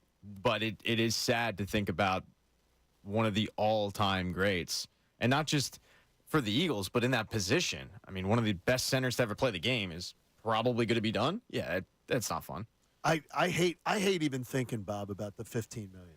But I just believe with the holes on this team, you got a better chance to. I'll take my chances with Jason Kelsey. Loved you. Let's take that $15 million and put it towards two members on the defense. A member in free agency. You get two guys in free agency for that money. And to me, I would take my chances. Well, all right. If you're talking two guys in free agency with that money, you're probably talking marginal guys. Would you like to have two? Well, you get Patrick Queen for probably 11, 12. You said two guys for 15. Yeah, then you get 12, and then you can get a corner for 3. You can get a veteran corner for 3 or a veteran safety for 3. I mean, somebody who's been around the league a little bit, you can probably get him where you're going to hit like that. But, I mean, you could get a guy, an impact player, if you were ever able to grab if you got a Patrick Queen, probably $12 million. You'd probably be able to get him. Okay, so you're saying remove one of the best at their position in Kelsey for basically the same and get a Patrick Queen at linebacker. I love linebackers. And then I'll bring in another veteran offensive lineman for $3. Well, you're talking very marginal in that. If you're paying that money, that's nothing money. $3 million a year is nothing money. So you're getting somebody like the linebackers that they've been getting through the years. So the trade-off is Patrick Queen for Jason Kelsey. The linebackers they paid were I think Morrow made one something. I think that. Cunningham, okay. You're getting somebody better than just you're not getting a Scrubini You're not getting anybody that's over the top good. No. But you're getting somebody who's better than what you got. And that's the way I was looking at it. It may be. Well, better than a $2 or $3 million a year guy is a maybe guy to me. It's not a definitive. What did they? They pick up Byard. Okay. Yeah. I mean, there's no definitive. $3 million guy. He's better than. No, there's not definitive there. Patrick Queen is a starter in the league. Okay, great. I love linebacker play. But if you're balancing things out, and this is an honest question, you guys. If you're balancing things out, would you rather have one of the top 2-3 centers in the league for the same money as a Patrick Queen at linebacker? That's kind of what you're looking at if you're Howie. Because I know that if I'm paying Patrick Queen, I'm getting Patrick Queen just entering his total prime for at least 4 more years.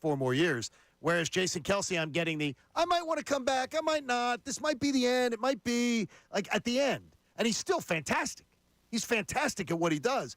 But I don't want the indecision. I know that I'm locking down a position that has been a weakness, and I'm getting it better. Okay. That's for me. That's what I would do. Yeah, Patrick Queen's still only 24 years old. If you're telling me you can have one or the other, I might side with you there. And go Patrick Queen and I'm getting his prime.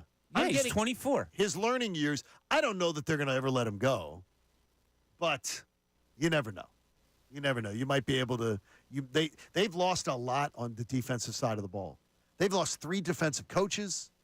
It is a transition team going on right now with the Ravens. So you never know. You might be able to get somebody that at a cheaper price than you expected. So we'll watch it as everything breaks down in the next few weeks. And Kyle Schwarber bats lead off today because Trey Turner's not playing. Schwarber is leading off? Yes. It's already out? Yes. But Trey Turner's not playing today. I don't care. So I'm guessing that that's why they're doing that. But it gives me a little. Is Stott in the lineup? I believe Stott may have been batting second. I'd have to look at it. I just glanced at it on my MLB at Bat app. And Pat, I say it again. I got the renewal the other day saying you're about to be charged for the MLB at Bat app. No problem. It is the best freaking money. Take my money. I like the NHL app too. I don't. I hate the NHL app. Oh, you don't? Absolutely loathe you know, it's the same NHL people. app. I know. Which is crazy. Hate it so much. Unhealthy hatred of that. But I love the video content. I love some of the stuff there and everything. But I saw that my MLB at Bat app renewing, and I was like, man, that makes me happy. Means it's right around the corner. We got Phillies baseball, Flyers, and Sixers, and of course the Eagles offseason. Andrew will be all over it today, as will the best show ever. Hey, support life-saving cancer research. Join us and our generous partner, H&H Heating and Air Conditioning. That's Grandpa Joe Hoke and his whole family with the new twins. And make a donation to the American Association for Cancer Research. You can do it today at 975thefanatic.com/AACR because cancer research saves lives. It's going to be a busy day, a lot of reaction to what went down yesterday. Tomorrow morning, Andrew DiCecco joins us from Inside the Birds, live from the Combine, and you can catch more Combine coverage tonight after the best show ever at 6. Make it 8